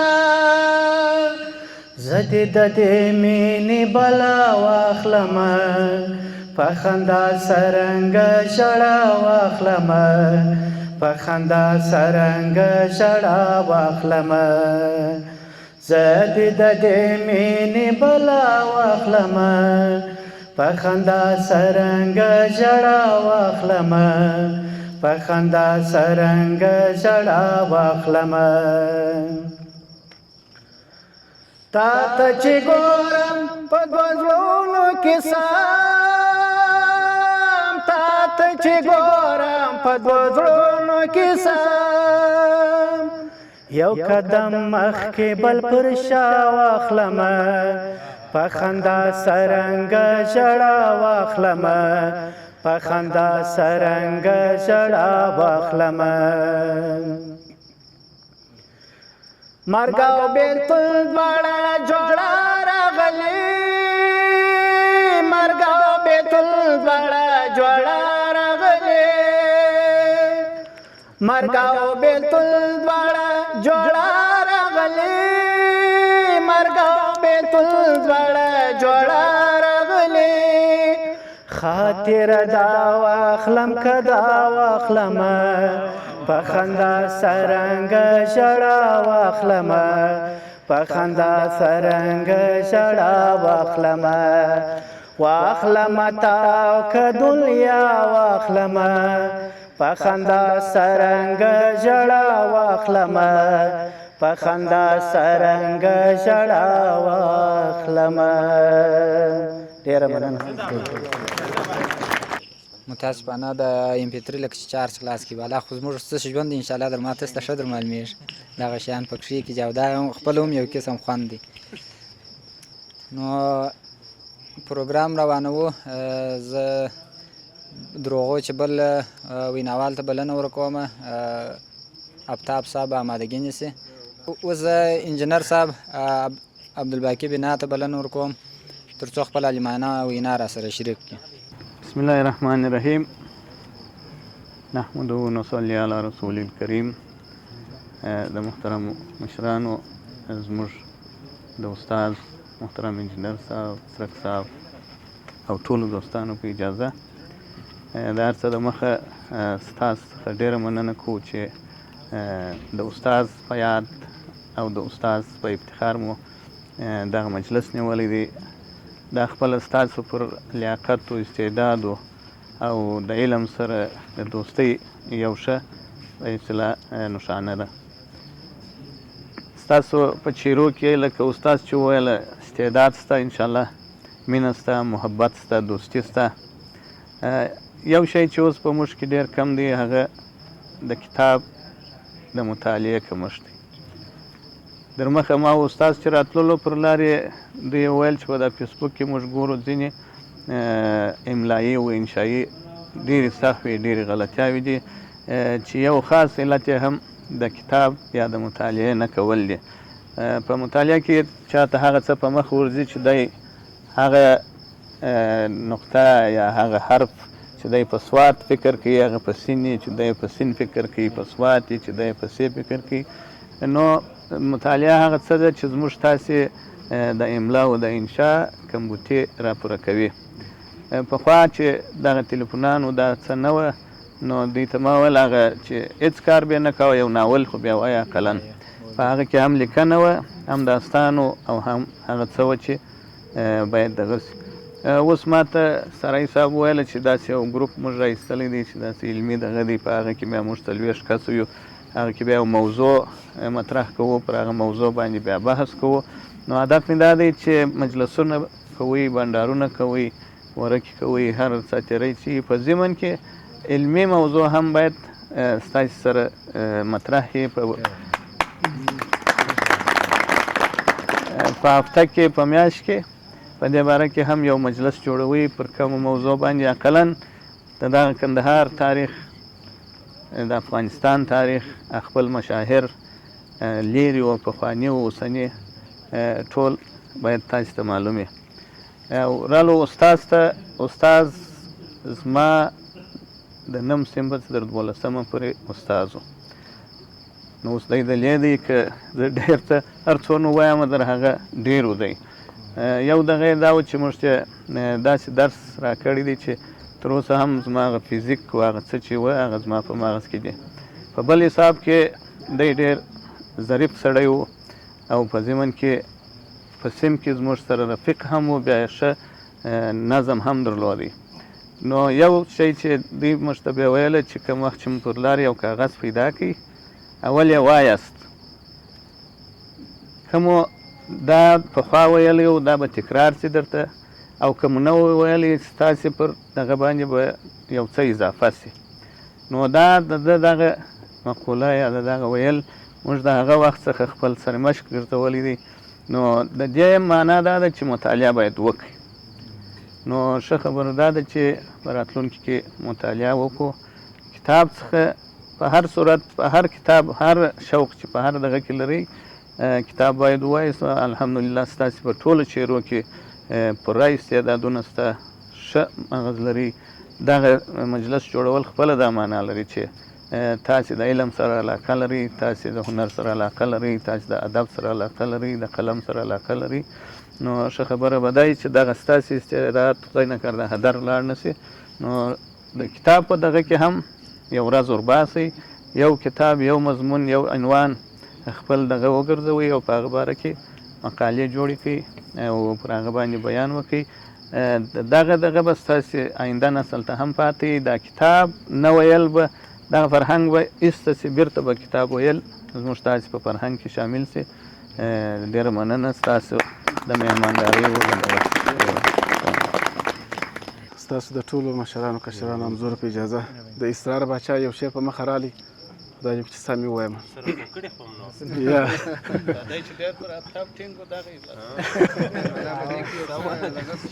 وسې نو باید ووایم.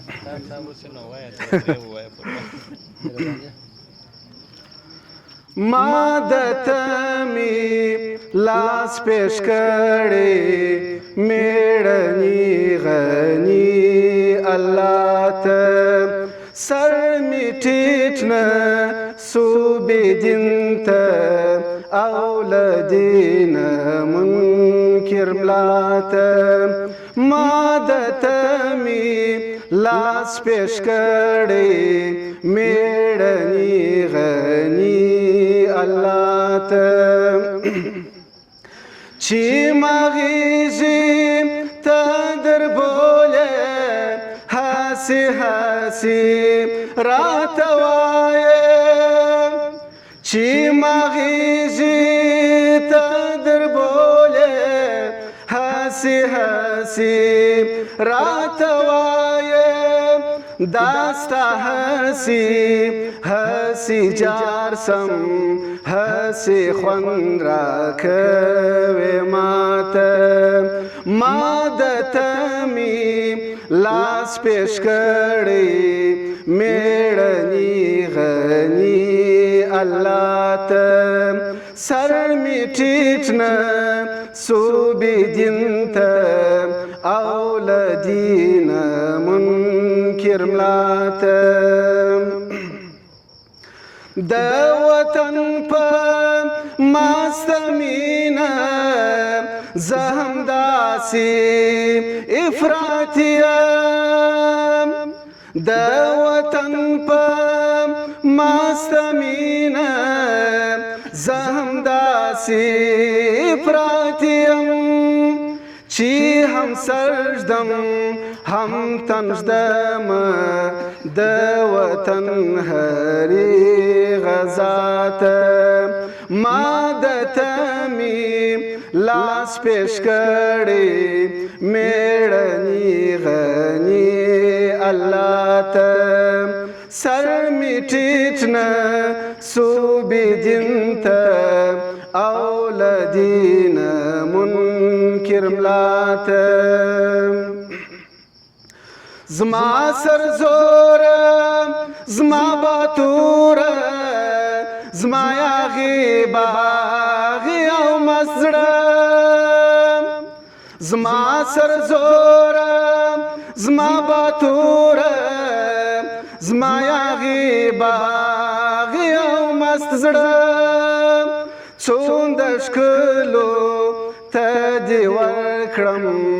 نظرانه دې کړم چا چاته ما د تمی لاس پیش کړی میړنی غنی الله ته سر می ټیټ نه صوبې دین ته او له دینه منکر ملاته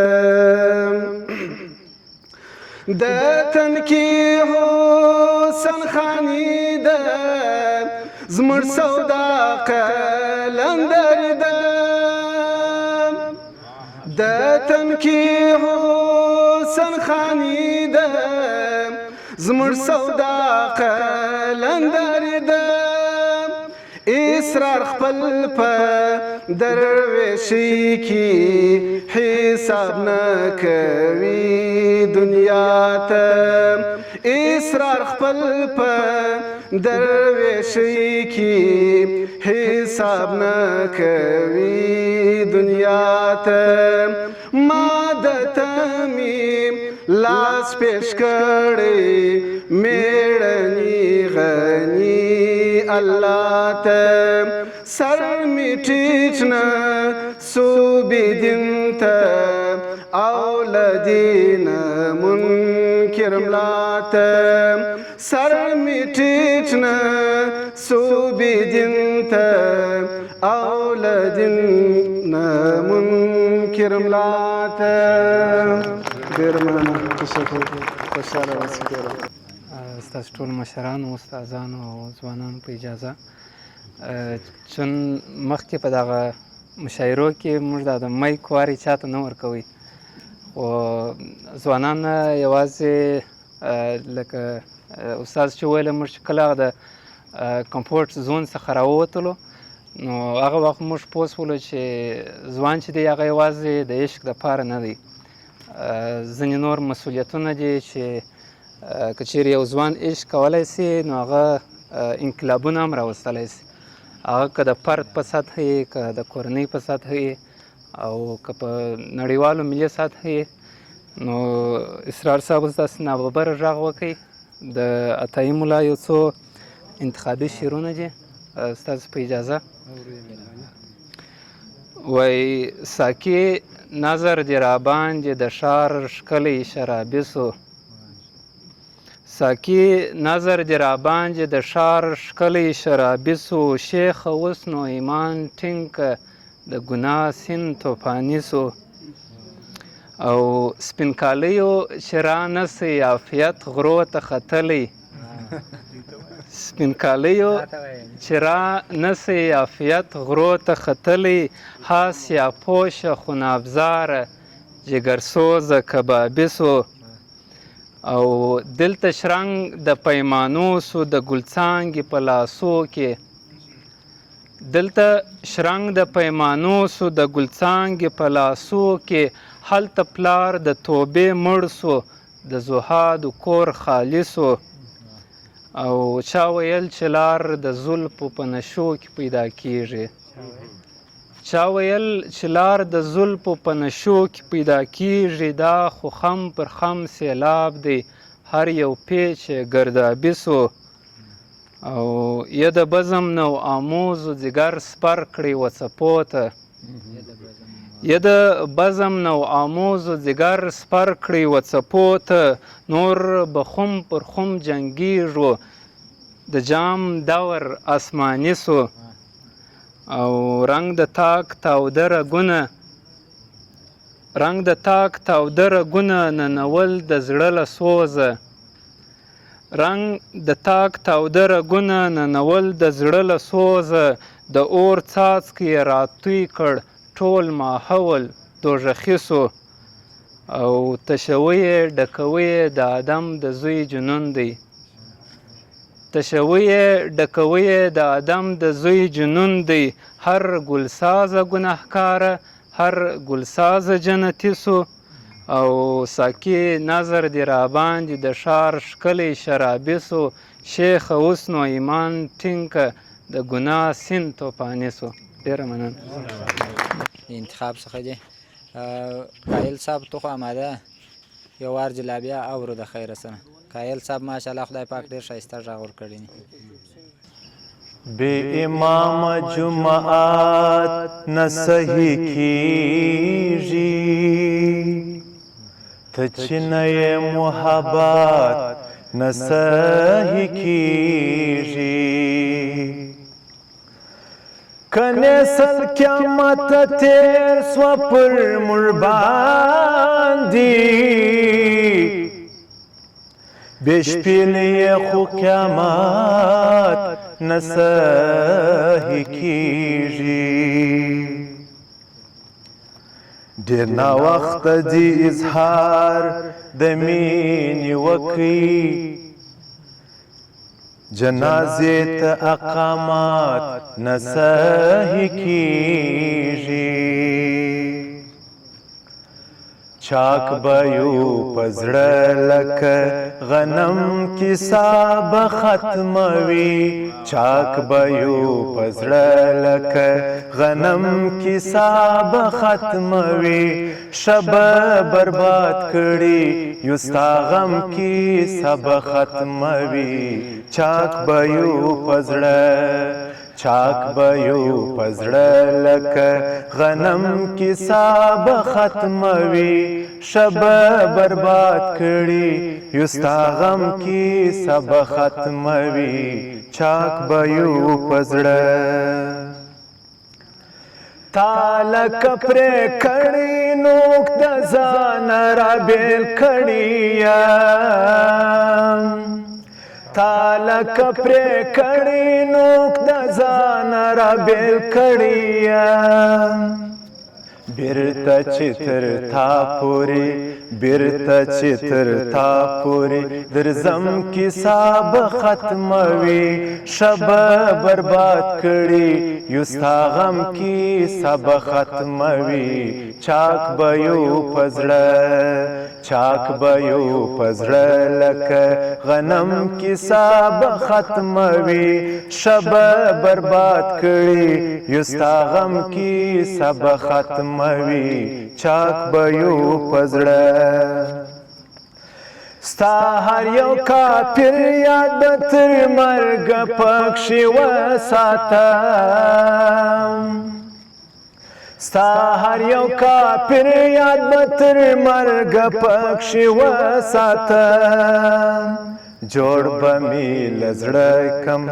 جوړ به مې له زړه کم جهنم کیسه به ختموي شبه برباد کړي یو ستا غم کیسه به ختموي چاک به یو په زړه زړه د یوه ښکلي په هیجونو سترګو سپارمه زړه د یوه ښکلي په هیجونو سترګو سپارمه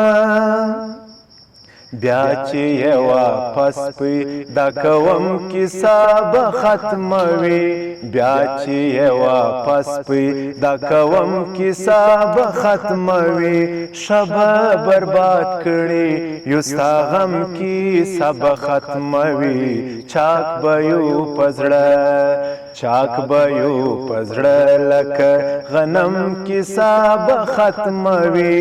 شبه برباد کړي یو ستا غم کیسه به ختموي چاک به یو په زړه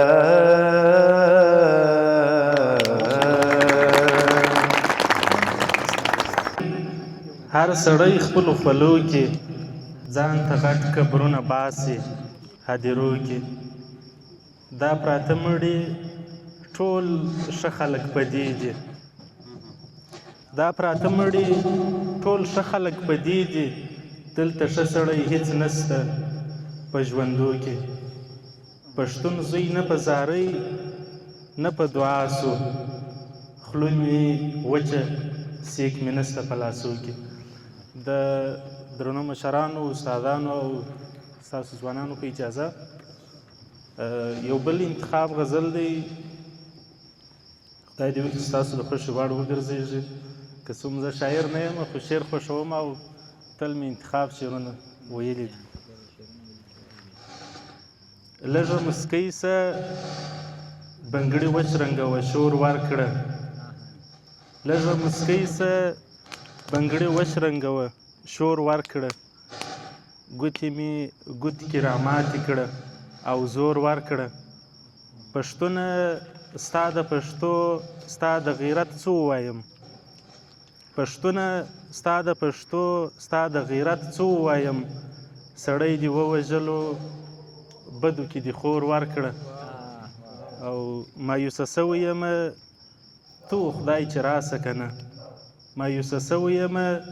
تو خدای چې راسه که نه د زړه پر هر مې شوړېدلی دی ټکور ورکړه خان صاحب تا سره نوکر بېګاله لوږې مړ سو خان صاحب تا سره نوکر بېګاله لوږې مړ سو خانه بچو ته یې حق مور کوه پور ورکړه خان صاحب تا سره نوکر بېګاله لوږې مړ سو خانه بچو ته یې حق مور کوه پور ورکړه هغې خو ډېر وویل زه د بهسودوال خوښه یم هغې خو ډېر وویل زه د بهسودوال خوښه یم هغه په خپل اختیار کې نه وه هغه مور ورکړه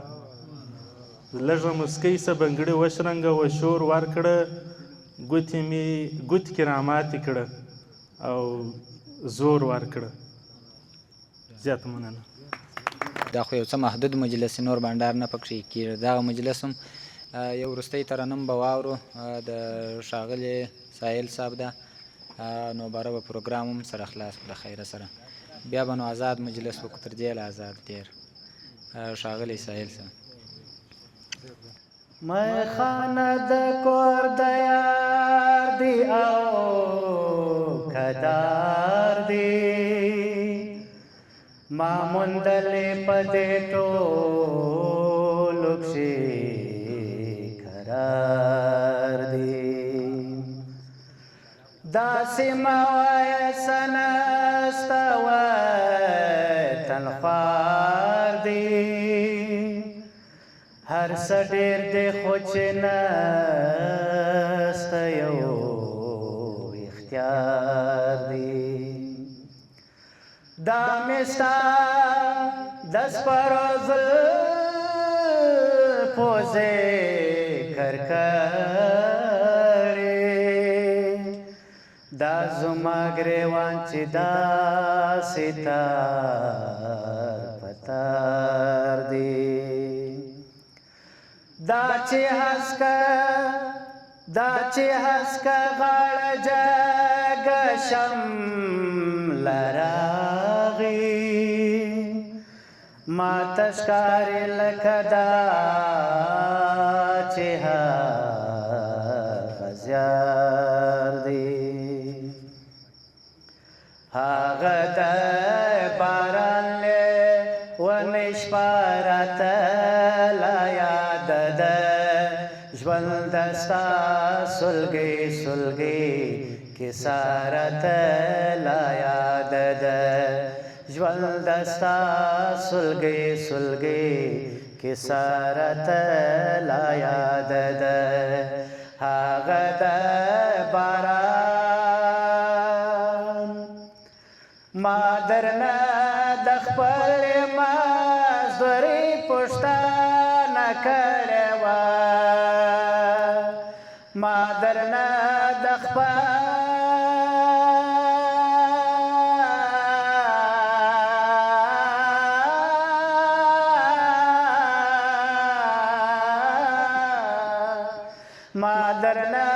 د خپلې مزدورۍ پوښتنه کړې وه ای د کلي خانه ستا غوسه راته لا یاد ده ژوند ستا سلګۍ سلګۍ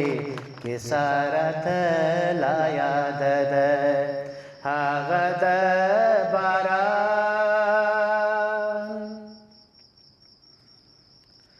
چېرته یې راوړی یم هر سره نه هېر دی خو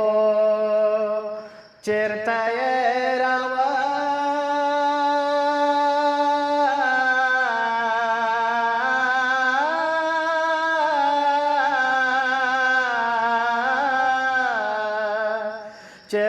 یې راوړی یم هر سره نه هېر دی خو یاره د کابل د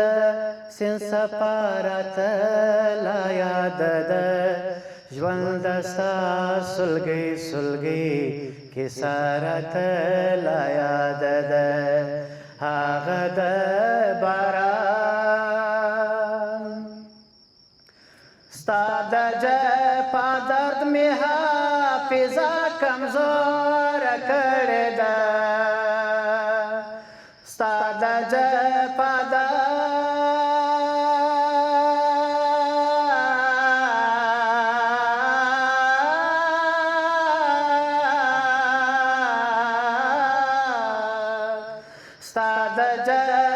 درد مې حافظه کمزوره کړې ده بس یوه د مینې کلمه راته لا یاد ده ژوند ستا سلګۍ سلګۍ کیسه راته لا یاد ده هغه د باران ما چې په ورغوي کې ګل کړي پاڼې کریزو ما چې په ورغوي کې ګل کړي پاڼې کریزو وی ویل اتل سانا راته لا یاد ده ژوند ستا سلګۍ سلګۍ کیسه راته لا یاد ده هغه د باران ونې شپه راته لا یاد ده ژوند ستا سلګۍ سلګۍ کیسه راته لا یاد ده هغه د باران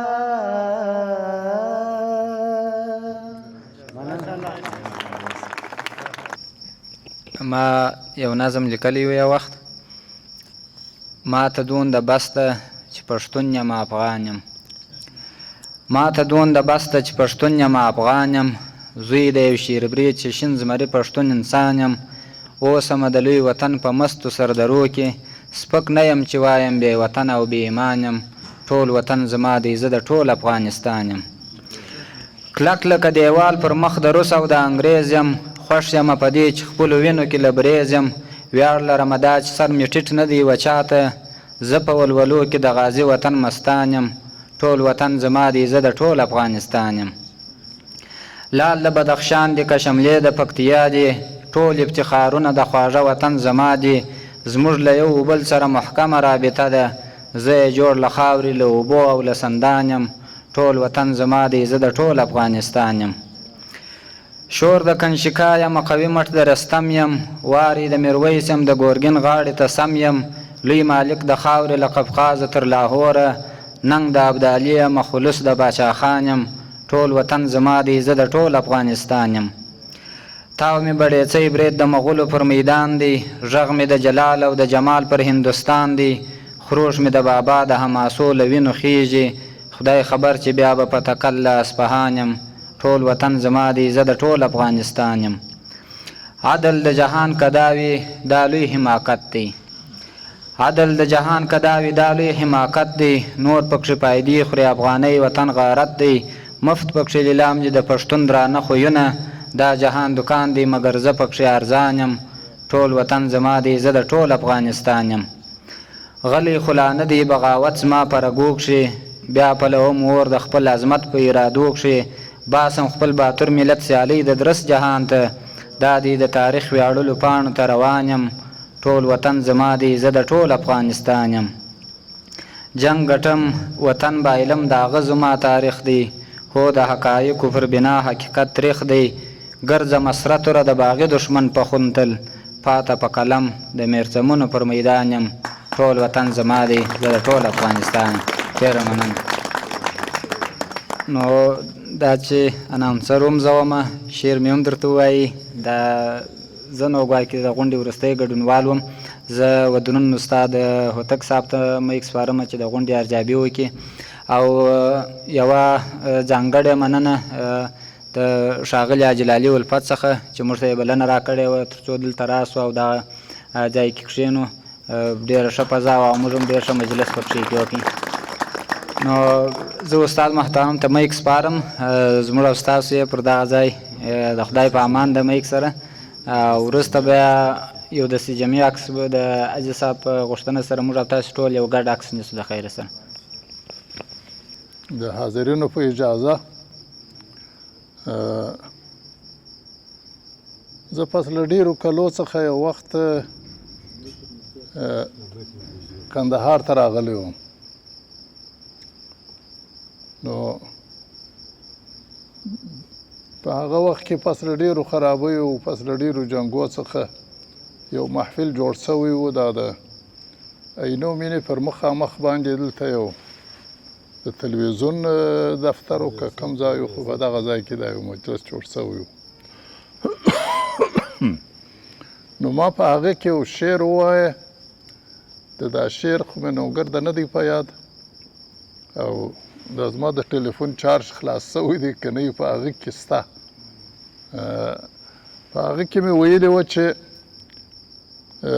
چې اوس لا هم باندې چغېږي څو بلبلې پر ها درختو چې جګړو نه دي سوځلي له دې ښاره نظر مه اړوئ خلکو له دې ښاره نظر مه اړوئ خلکو پکښې اوس لا هم څو نازولي نو زما دغه اټکل دا د نن صحیح سو چې په دې ښار کې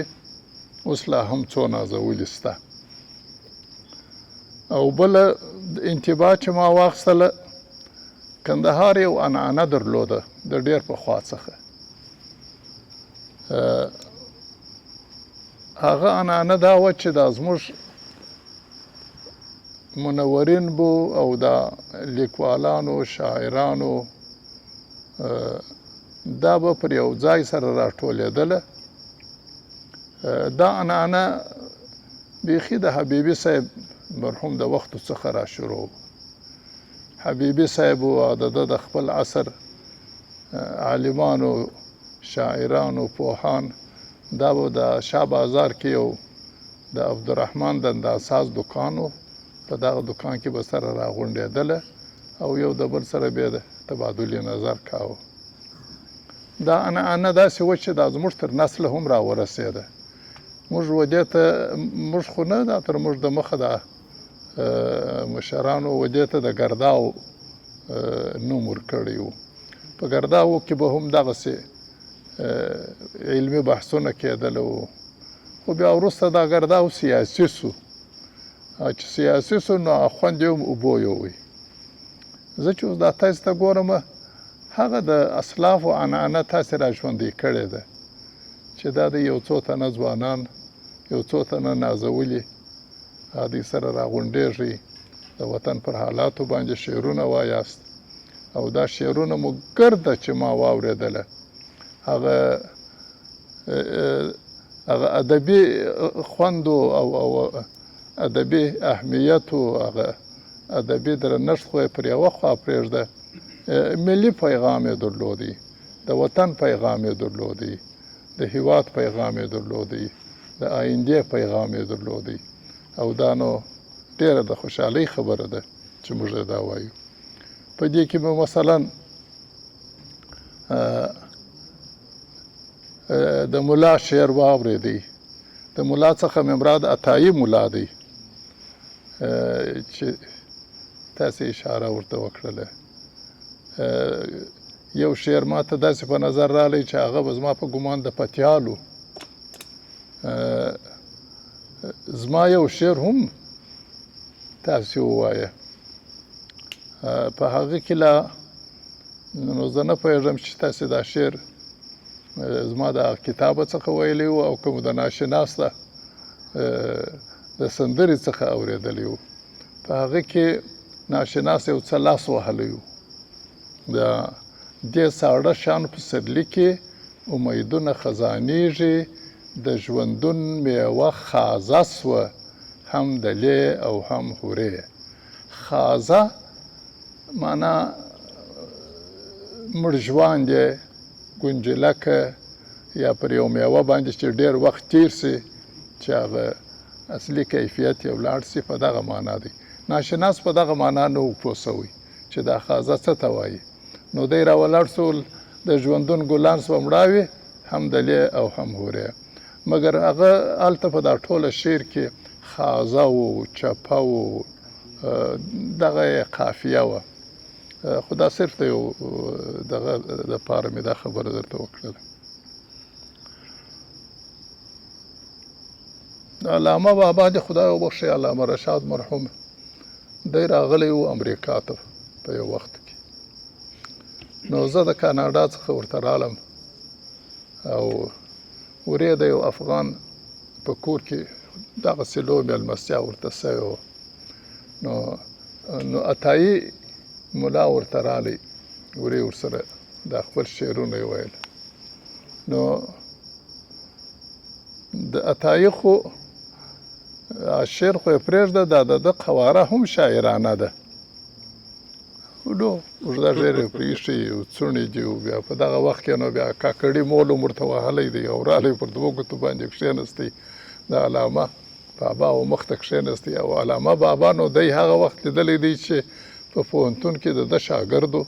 چټ ځوان و، ږیره و برېتونه یې خریلي وه، ښه مفشن درې شکر ده داسې و. او دلته چې یې کتله نو داسې په حیرت ورته ډوب و. نو ده خپل شعرونه ول علامه بابا ورته وویله ول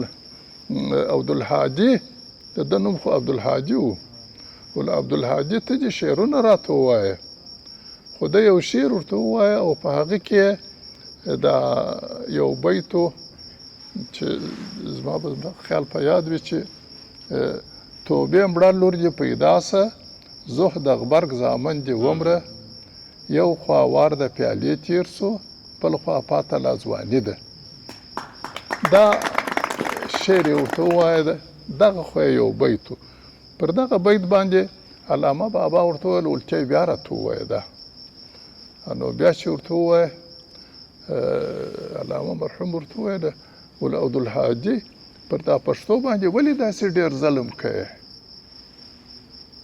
موږ د حاضر مجلس داسې سره یو بل ته سره وکتله چې دا د ظلم ځای نو چیرې دی؟ دا خو ډېر عالي شعر دی او دا خو خورا ښه شعر دی او دا خو خورا هغه د شعري قوت فوق العاده ډېر دی. نو چې د علامه مرحوم ولې دا خبره ورته وکړه؟ ول په دې درته وامه چې تا ته حق تعالی دغسې استعداد درکړی دی چې ته دغسې شعر جوړولی سې، دغسې بیت ویلی سې، نو دا ولې شعر لږ وایې؟ ته خو باید شعرونه ووایې. دغه چې ظلم دی چې په دا پښتنو کې خو نو ول په سلو کې یو باسواده پیدا سي، په هغو کې بیا په سلو کې یو شعري استعداد ولري. هغه شعري استعداد چې بیا لري هغه بیا ځینې وایي ځینې نه وایي. په تا کې خدای دغسې استعداد ایښی دی، نو دا ته ولې دا دغه نه کوې، دا شعر نه وایې؟ نو عطایي چې رښتیا سي لوی شاعر دی او زما و دا ځوانانو ته دا توصیه ده چې دا د ده کتاب چې دی د وخت زر دی دا څو واره ووایاست او د هغه څخه انتباه واخلئ د هغه څخه. نو د ترنم خو مو نو جوړې نه وې، ځینې داسې آهنګونه هم پکښې کې وه چې بیخي ما ډېر هغه د مکتب په اولو شپو کې به لا ما اورېدلې وه چې موږ به په مکتب کې وو. دا نه پوهېږم چې دا چې شوزد ز بېرحمي به تیغم یار و یاری را ببین. دغه په تاسې کې یوه دغه آفتاب صاحب هو دا آفتاب صاحب دغه یې ډېر یې ښه پر خپل مقام و پر خپل وزن باندې ووایه.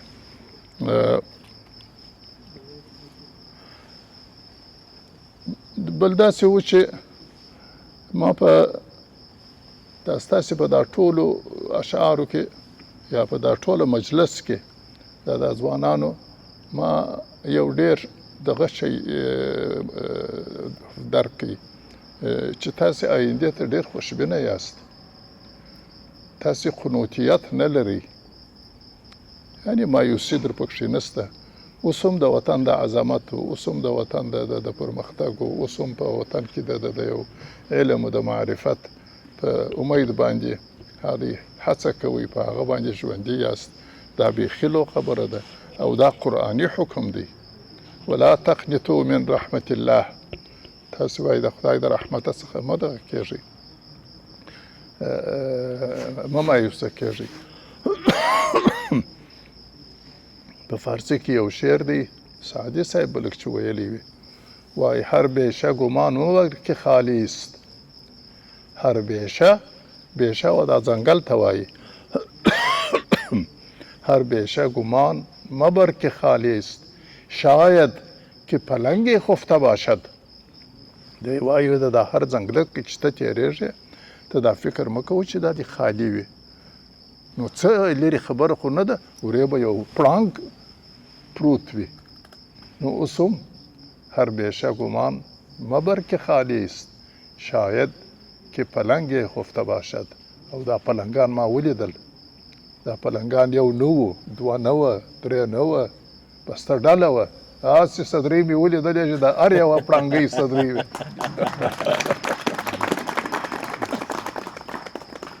نور نو خدای دې تاسو ته توفیق درکړي. زه بیا هم په اخر کې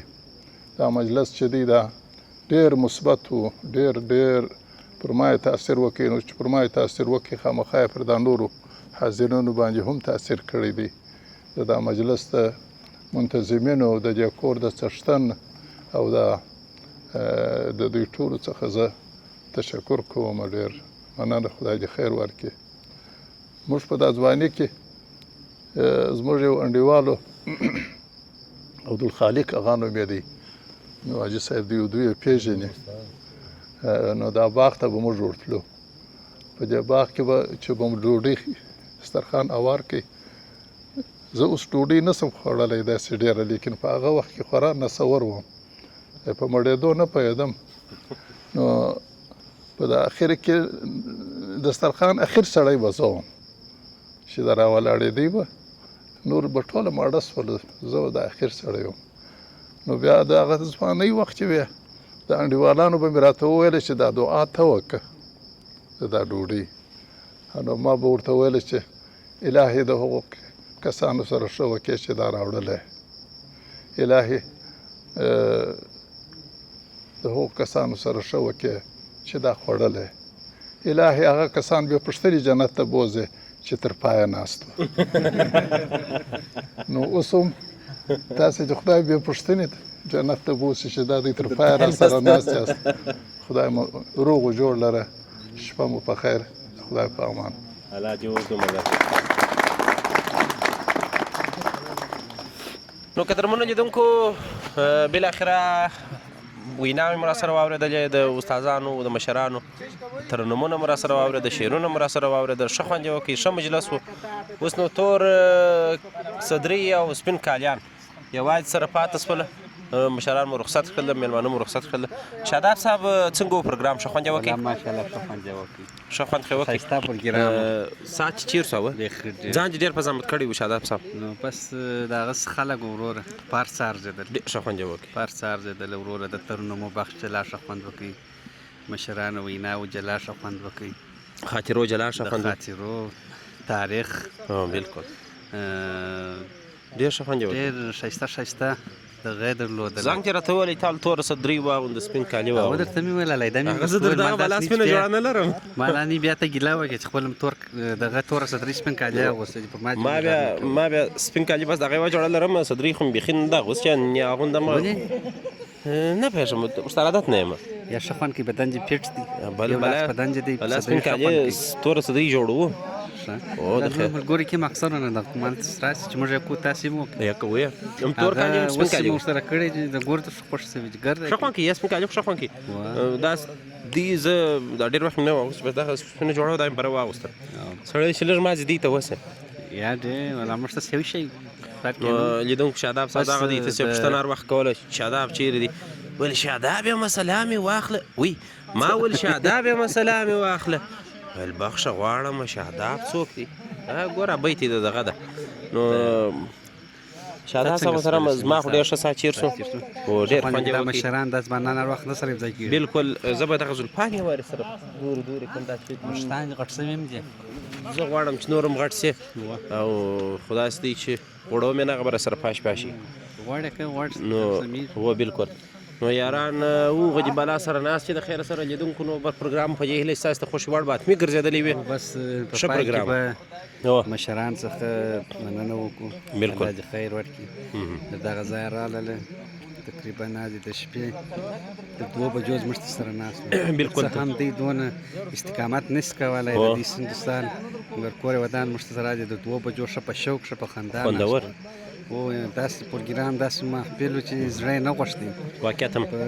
ترڅنګ د خپل ملګرو څخه یو جهان مننه کو خدمت یې وکړي استقامت یې وکړي زه بیا زما د میډیا په نمایندګۍ د غنمرنګو څخه مننه کوم ستاسو څخه مننه کوم ښایسته پروګرام چمتو کړی و او زموږ لیدونکي مو څو لحظې خوشحاله وساتله عمر دې برکت شه د داسې نورو پروګرامو په هیله دي انشاءالله الله مهربانه دی بس نو ستاسو هم ډېره مننه موږ ژوندي